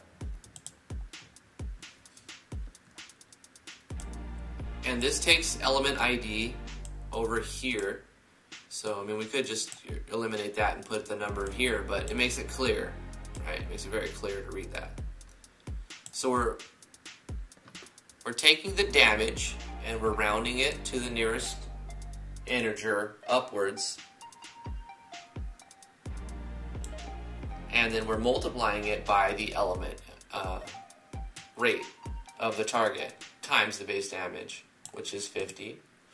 And I wonder if I could reference actor dot something.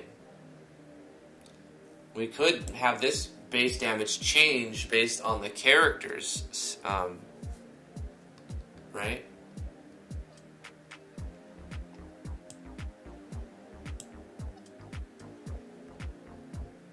User. We can say base damage is user dot ATK. So that the damage will change depending. You know what would be cool is if we can change the text color to match the element type. Would love to just put in a line of code here that changes the text color.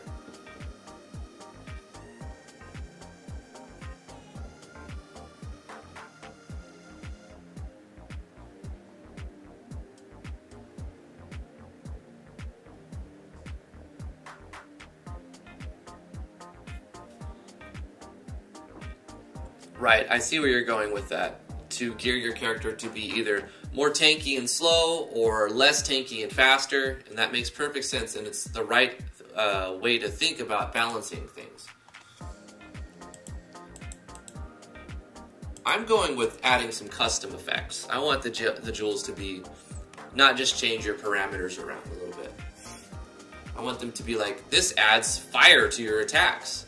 This adds extra. This will give you a new skill. This will give you, we could add a passive state that has weapon unleash. So we could have a jewel that when you socket it, you also have an additional weapon unleash. And all kinds of stuff like that. I like this idea. Because we have a very limited number of equipment. So we'll be able to customize the equipment by putting a jewel inside of it. And I would love, love, love to make a system like in Path of Exile where you can link your gems up and they can affect each other. And if you put like I said earlier, like a potency gem with the Jewel of Heat, it will make the fire damage that it does like double. Like it'll be user.atk times 2 plus 10 or something like that. 10 plus base damage times 2.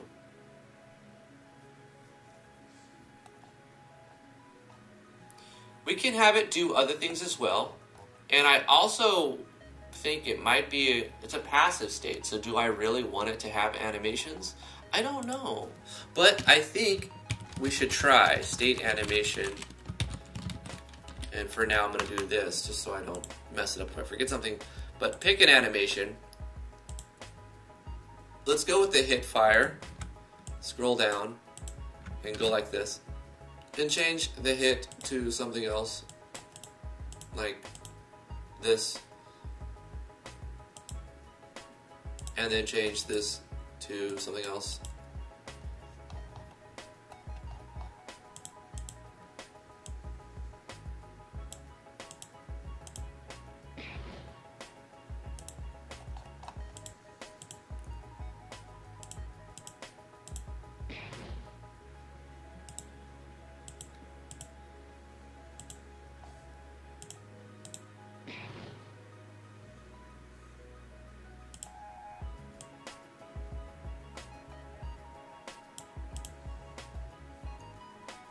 We don't need sound effects or anything because this is going to be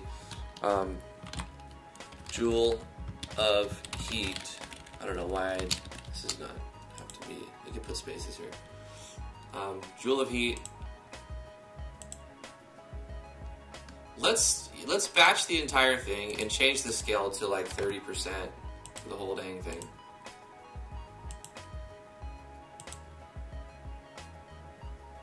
Let's take it frame by frame.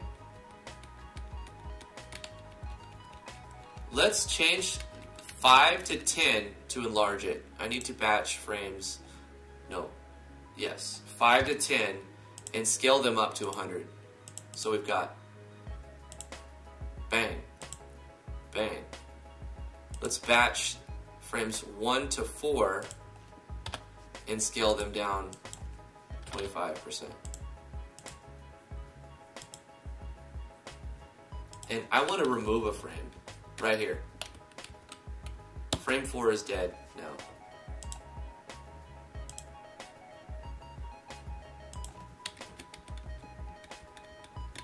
And we need to change the size of this a little bit. Scale is going to be 35.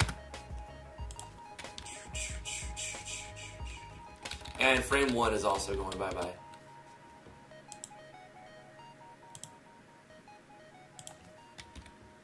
This needs to be smaller.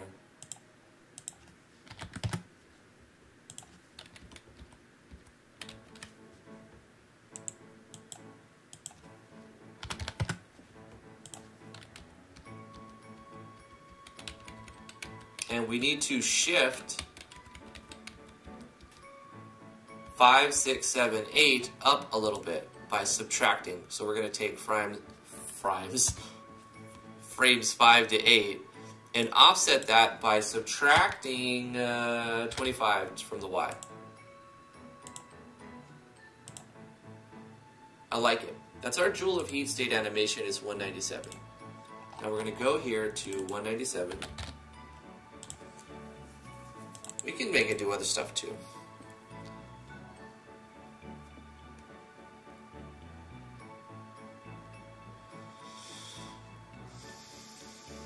We could have it so that we take less thermal damage.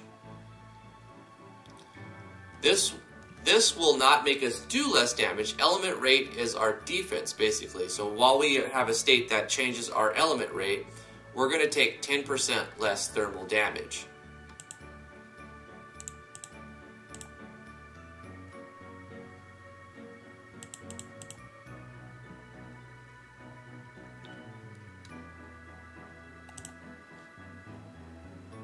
TP charge rate. It'd be cool if we can make it flat. We can have it give us 10% more TP, take 10% less thermal damage, and adds thermal damage to each attack. Let's update the joule. Socketing this joule will grant 10% plus 10% TP generation.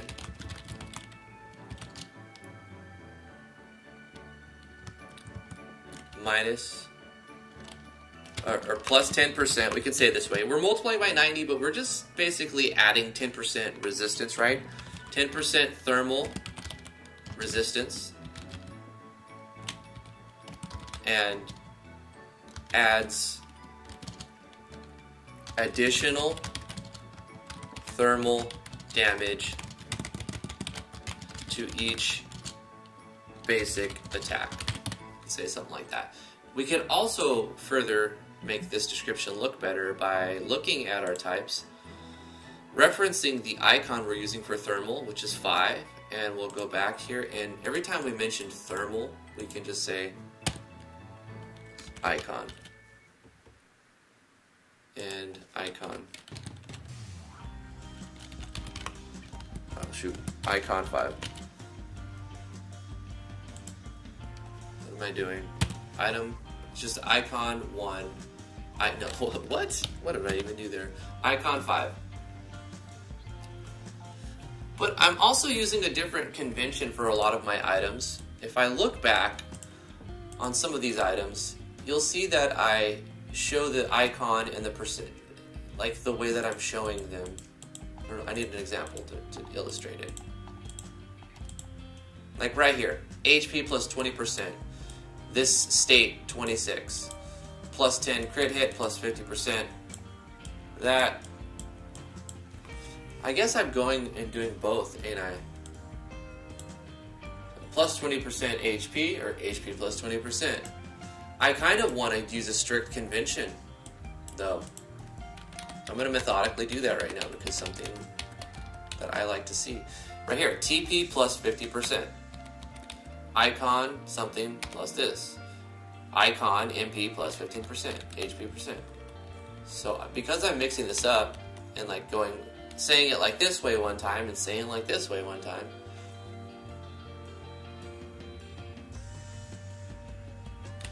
restores HP plus 10%. Restores MP plus 5%.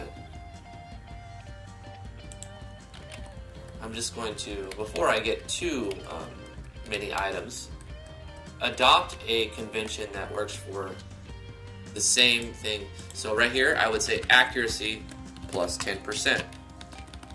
This is a 50%. This state resist plus 50%. HP regen plus 1%.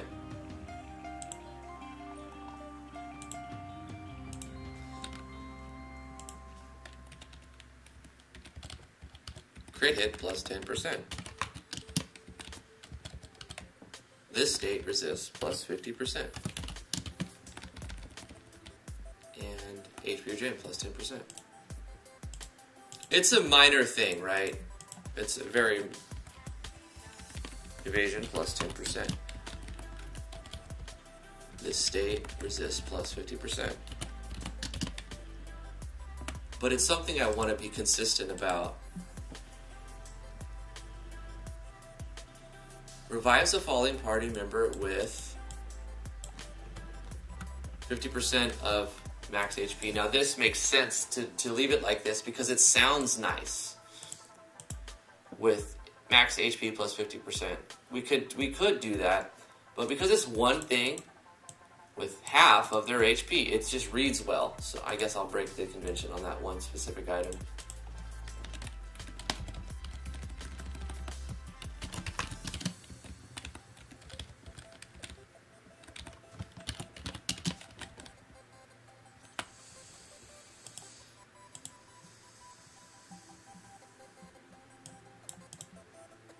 This one's already adopted it. I can see that as I get farther in the game, I'm wanting to use this convention more and more.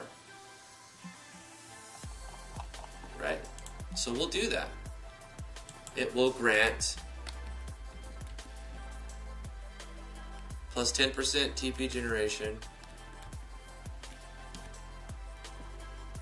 It will grant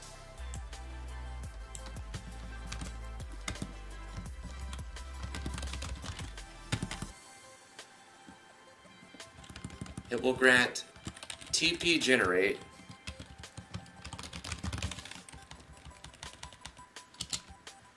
plus 10%.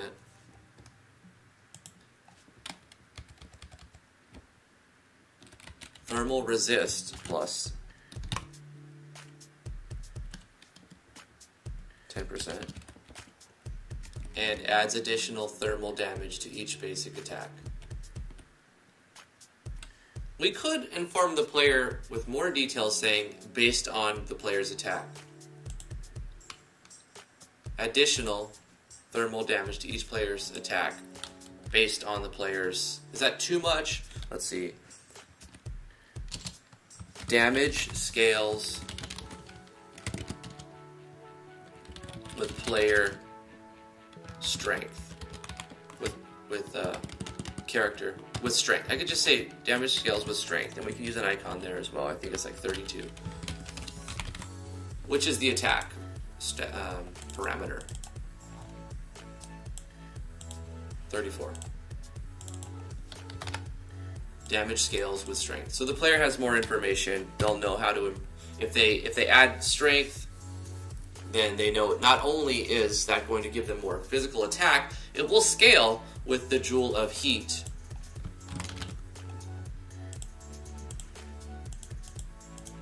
That changes the damage output that comes from the state right here, because we're using our base damage as user.attack. Now we need to probably lower the priority of this because it's going to be on at all times. So the player is going to know that that's the thing that's on. It doesn't need to overwrite as the top thing.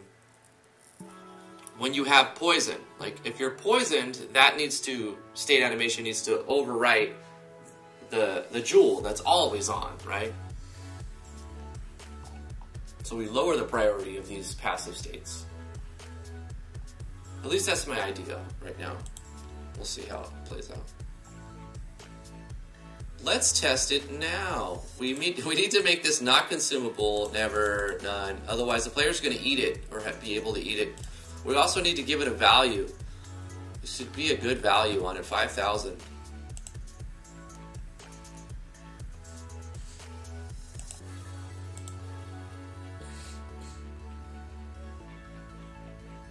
You did that on the Jewel of Death. I think you meant to do it on Thermal Jewel. Yeah, the Jewel of Death was a joke. It was just to see what would happen if you put a passive state of knockout on your character. And they walk around with full HP, but they're considered knocked out. So if you enter combat, the character falls flat. With max HP, but they're knocked out. I was just curious to see what would happen.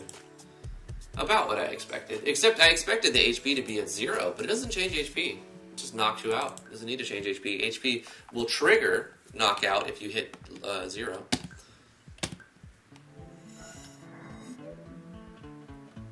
They start out dead. It should be much more powerful. Maybe. I like the Jewel of Death idea.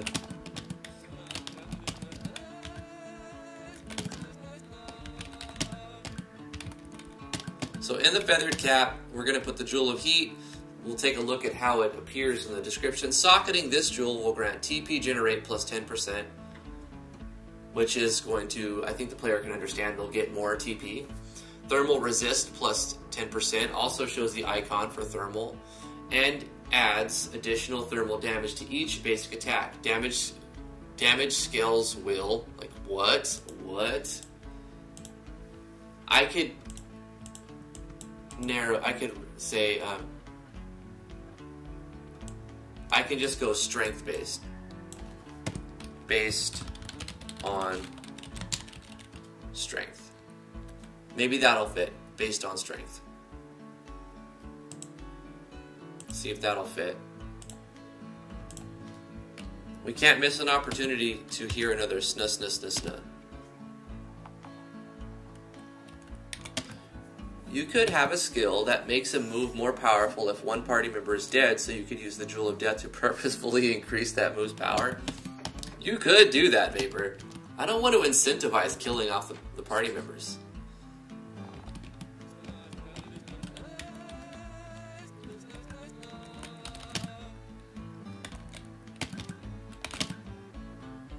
Based on strength, it fits. There you go. Socketing this jewel will grant TP generate plus 10%, thermal resist 10%, and adds additional thermal damage to each basic attack based on strength. So we put it on, and he's got a... Oh. Ooh. You know what I forgot to do? We're still adding knockout. Jewel of Heat is 31. Let's put that on. Another thing I forgot to do is make it so that the equipment, not all equipment, it just starts with the ability to socket items. So I think I'll have to change some parameters on the plugin, or just add no tags to all the items that I don't want socketable. Let's see if we can do the plugin thing first. Attach augments, enable augments, show augments, augment slot format, no augment text, remove augment, show augment equal title, enable augments. Enable augments by default, yes. Show that menu by default, yes. Weapon slots, none, really. None. Armor slots,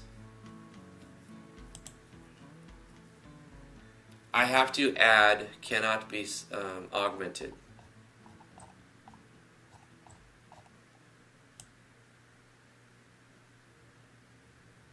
Here it is, no augment slots.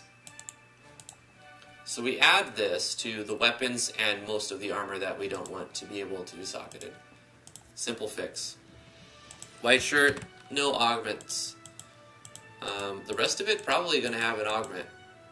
Actually, The soul stones, they do their own thing. They're not going to be augmentable. You can't augment the soul stones. They are what they are, and that's all they are. They are dank spider soul stones.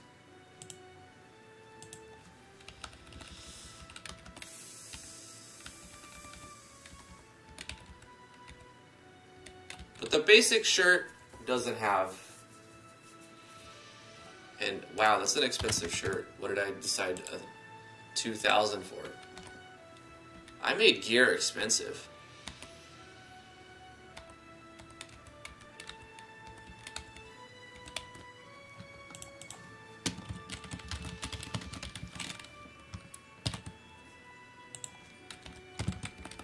I'm gonna make the soul stones unsellable as well.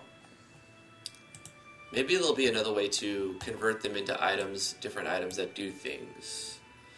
Like if you get a duplicate, you don't like that soul stone. They're 1 out of 100 drop, so. Player cannot sell the certain things like the pixie dusts, the village deed, but that won't even be added. I don't know why that's still in there. Cannot sell the Tinker's kit. Cannot sell the soul stones as well. So we'll go ahead and add that. We'll make the soul stones usable in multiple ways. Not only do they grant you enemy skills and stat bonuses, they'll also be convertible into other things. We'll be able to turn these into other things once the player gets duplicates if they happen to. Unlikely, but still. Alright. We need to test our jewel, and I think that we're done for this stream. Let's hear one more sna, run around and fight stuff with our thermal jewel, jewel of heat.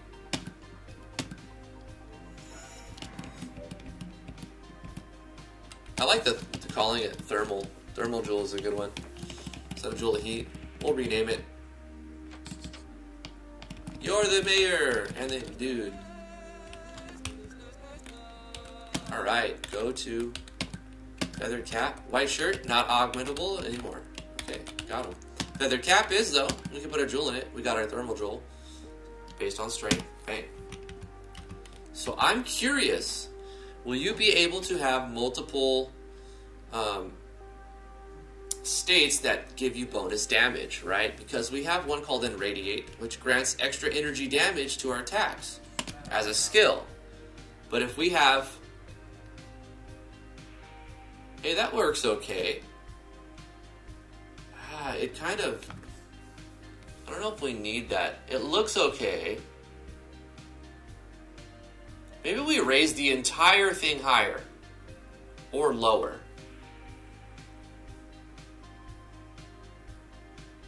I don't like it blocking his face, that's the thing.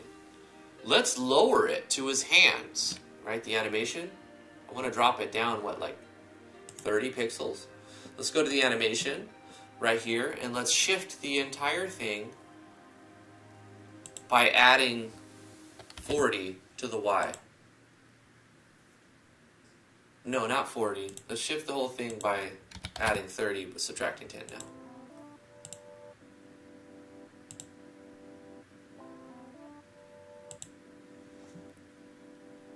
You know what I would like to do is make all of it a little bit more see-through. Let's go 175 opacity on everything.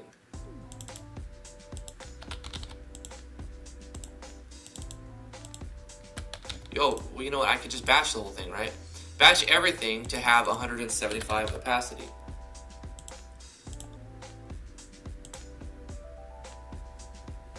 Lower it down and make it a little bit see-through. Alright, last time I know.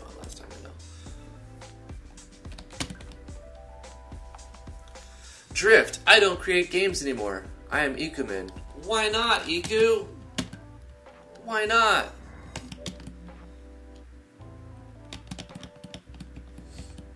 I guess that's okay. If you just want to play games. I mean, what? It's confusing why you're watching my stream if you don't create games.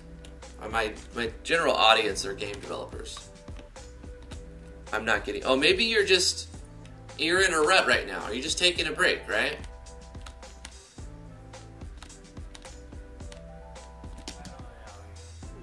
You're not getting any ideas right now. Let's run away. Escape. Because I forgot to. Equipped it. Well, I hope you get out of the rut and get some, watch some tutorials, man. You know what? You need is inspiration. Hey, that looks great! It's right on, like, his gloves, like where his weapon would be, and it's, like, kind of see-through. So it's not super bright. It actually looks really good, I think, anyway. So that's a really cool passive state with state animation. Let's test the basic attacks. Attack. Did it do the fire damage, though? I didn't see the fire damage. I didn't see any fire damage.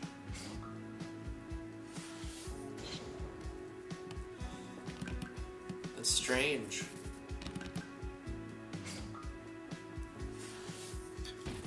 Okay, like what I'm talking about is I have an ability in Radiate that will give the same code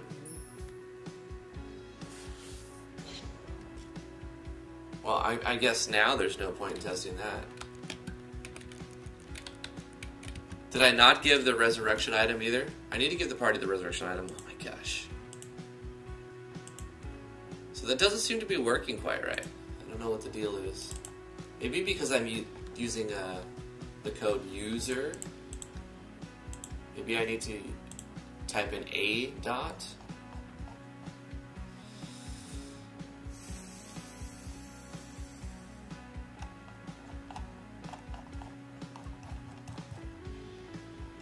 Didn't I make an item that brings people back to life?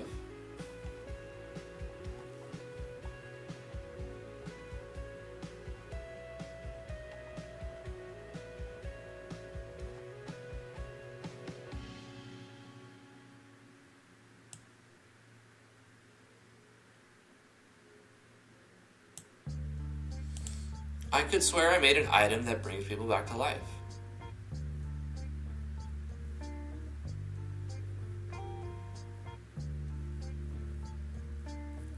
Or was it a skill? It was a skill, wasn't it? Ugh.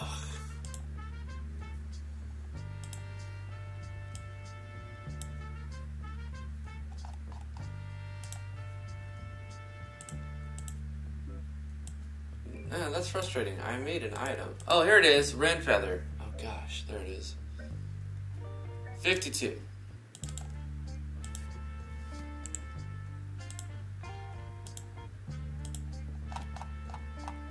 Easy peasy. Okay, give me some of these. Give me those. Well, let's take a look at the code and the state. Is it because I'm using user.atk? Do I have to go and say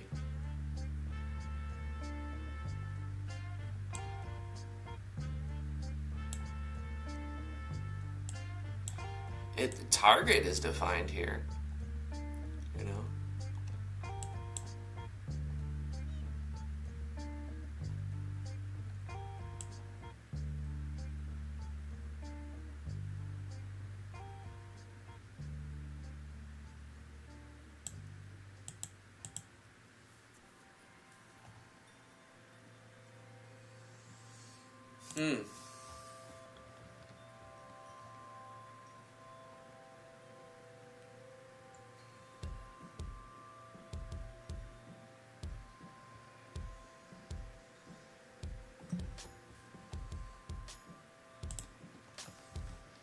Do I have to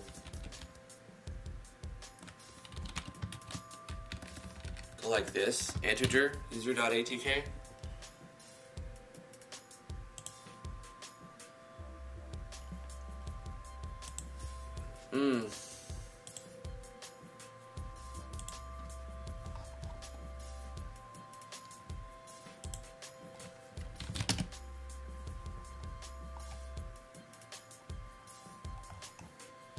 Is it to int? Like to int? What is the method? Just int, right?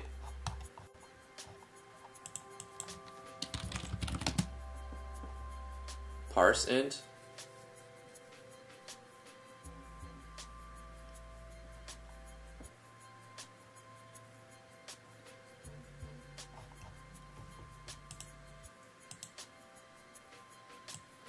Because then it's going to give a number here. Then it can multiply this by a number. Or is user not defined inside of this, inside this pseudocode thing that it's using for the custom confirm effect? Let's try this, and then process of elimination. Bleh.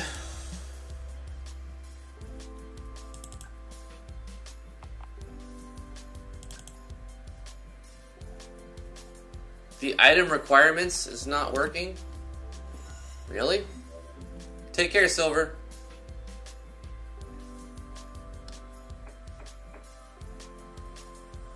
Oh, sorry.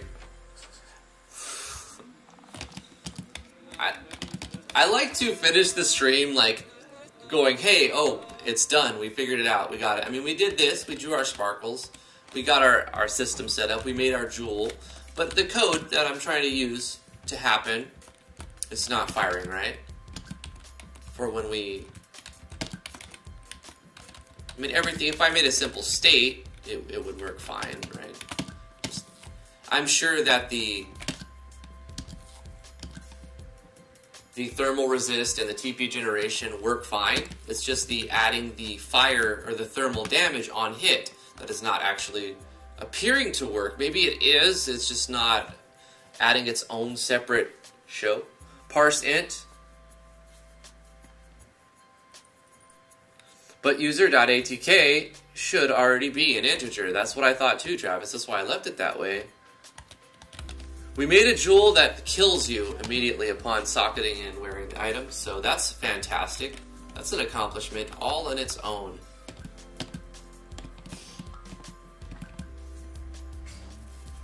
That's a miss, but I missed.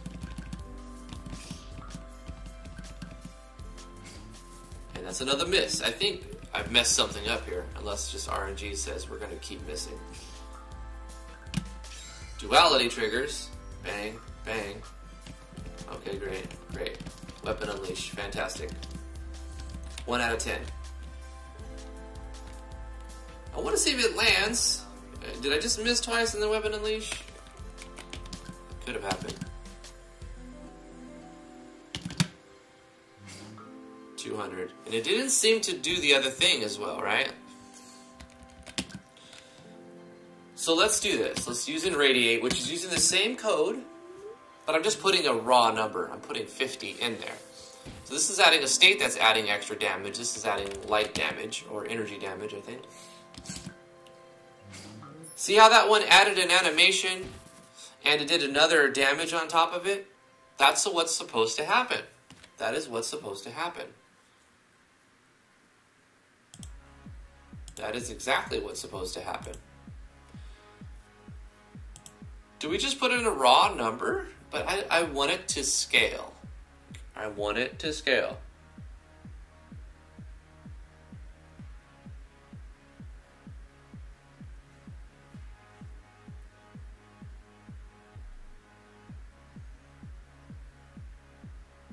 I'd give it the day, you'll figure it out. You're right. Let's put in 100. Let's just put in a raw amount, 100, just to see if it works. I also want to call a different animation, because I'm using, let's see, state animation, start animation 159. We're going to change that to 198 and draw that one real quick. I think we're going to go with that idea. We're going to put in a raw number, and then we're also going to rename it to Thermal Jewel. Hit. And then we'll say Thermal Jewel state. And This is going to be batched and brought up to scale by a little bit. We'll say 50%.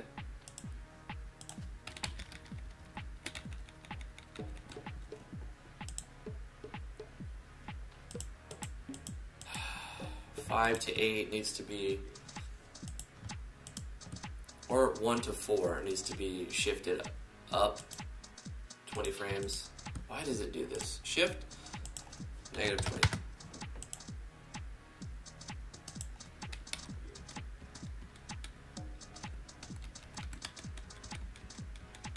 Five to 8. Did I shift everything?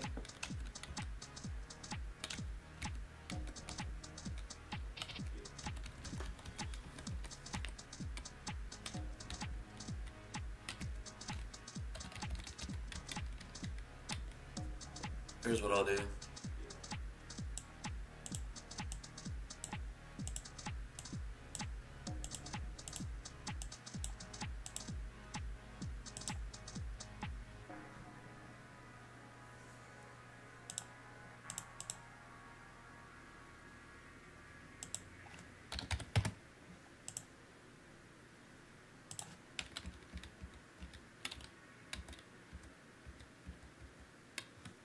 It's fine. Let's add a sound effect to it. I'll probably change this tomorrow. Just a simple fire attack.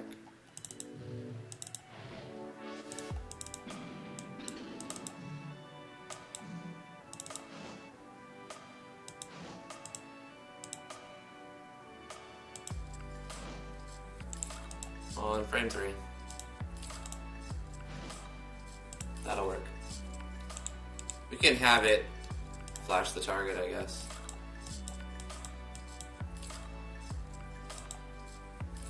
For a frame. Okay.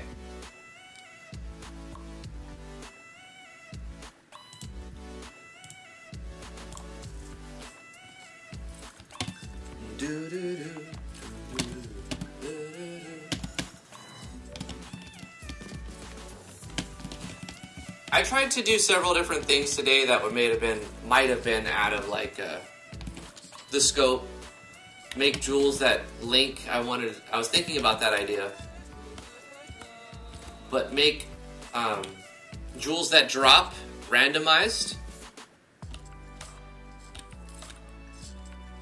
It's okay, Deep Mala. Don't worry about it.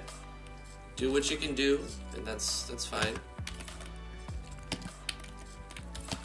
Let's go ahead and put the jewel on. This time, we just put in a random number. So maybe this code doesn't work in a passive state. That's the only thing I can think of now. If it doesn't work with passing it in a raw number, which is guaranteed. Yeah, it doesn't. Okay. So this code does not work in a passive state. That's what we've come to realize. Because we're passing it 100. It's just a raw number. And so is user.atk. It's an integer. So we know that it doesn't work as a passive state, or the plugins are in the wrong order. Which I don't think that's the case, because it is applying the passive state. Passive state is working perfectly. The code that's being executed is not firing on hit like it's supposed to. So we'll take a look at this. We'll change up the thermal jewel. We can rename it right now. I think it was a very successful stream. Thank you guys for coming. I appreciate it very much. I love all the feedback and constructive criticism you guys provide to me about the game, and I like the chat we have about various things, and hopefully you find some value in my review tutorials. So for those of you who are like, yeah, we heard this before Drifty. I already know about that. You know, there's a lot of people who are new. And they need to hear this basic information. Thermal jewel. So I'll go over, like, you know, make sure your plugins are up to date, la-di-da-di-da, the whole spiel, probably many more times, because it really is good information. If you haven't heard it, it really makes or breaks your project when things aren't up to date, or you don't know the difference between your engine version and your project version, and it could be very confusing. So anyway, thank you guys so much for coming to the stream. Love you guys very much. Follow me on Twitter. I'm @DriftwithGaming, twitch.tv/DriftwithGaming. Subscribe to my YouTube channel if you're new here. I would really appreciate that sub. Like this video if you do like it. And yeah, come hang out in the Discord. We have a Discord link in the description below. If you would like to support what I do, back me on patreon.com/driftwoodgaming. Stay awesome, guys. We'll see you tomorrow. Bye-bye. Bye, baby. T made it. Oh my gosh. You know what that means? It's time for the ASMR. I'm gonna whisper to you guys in your ear. Sweet nothings in your ear.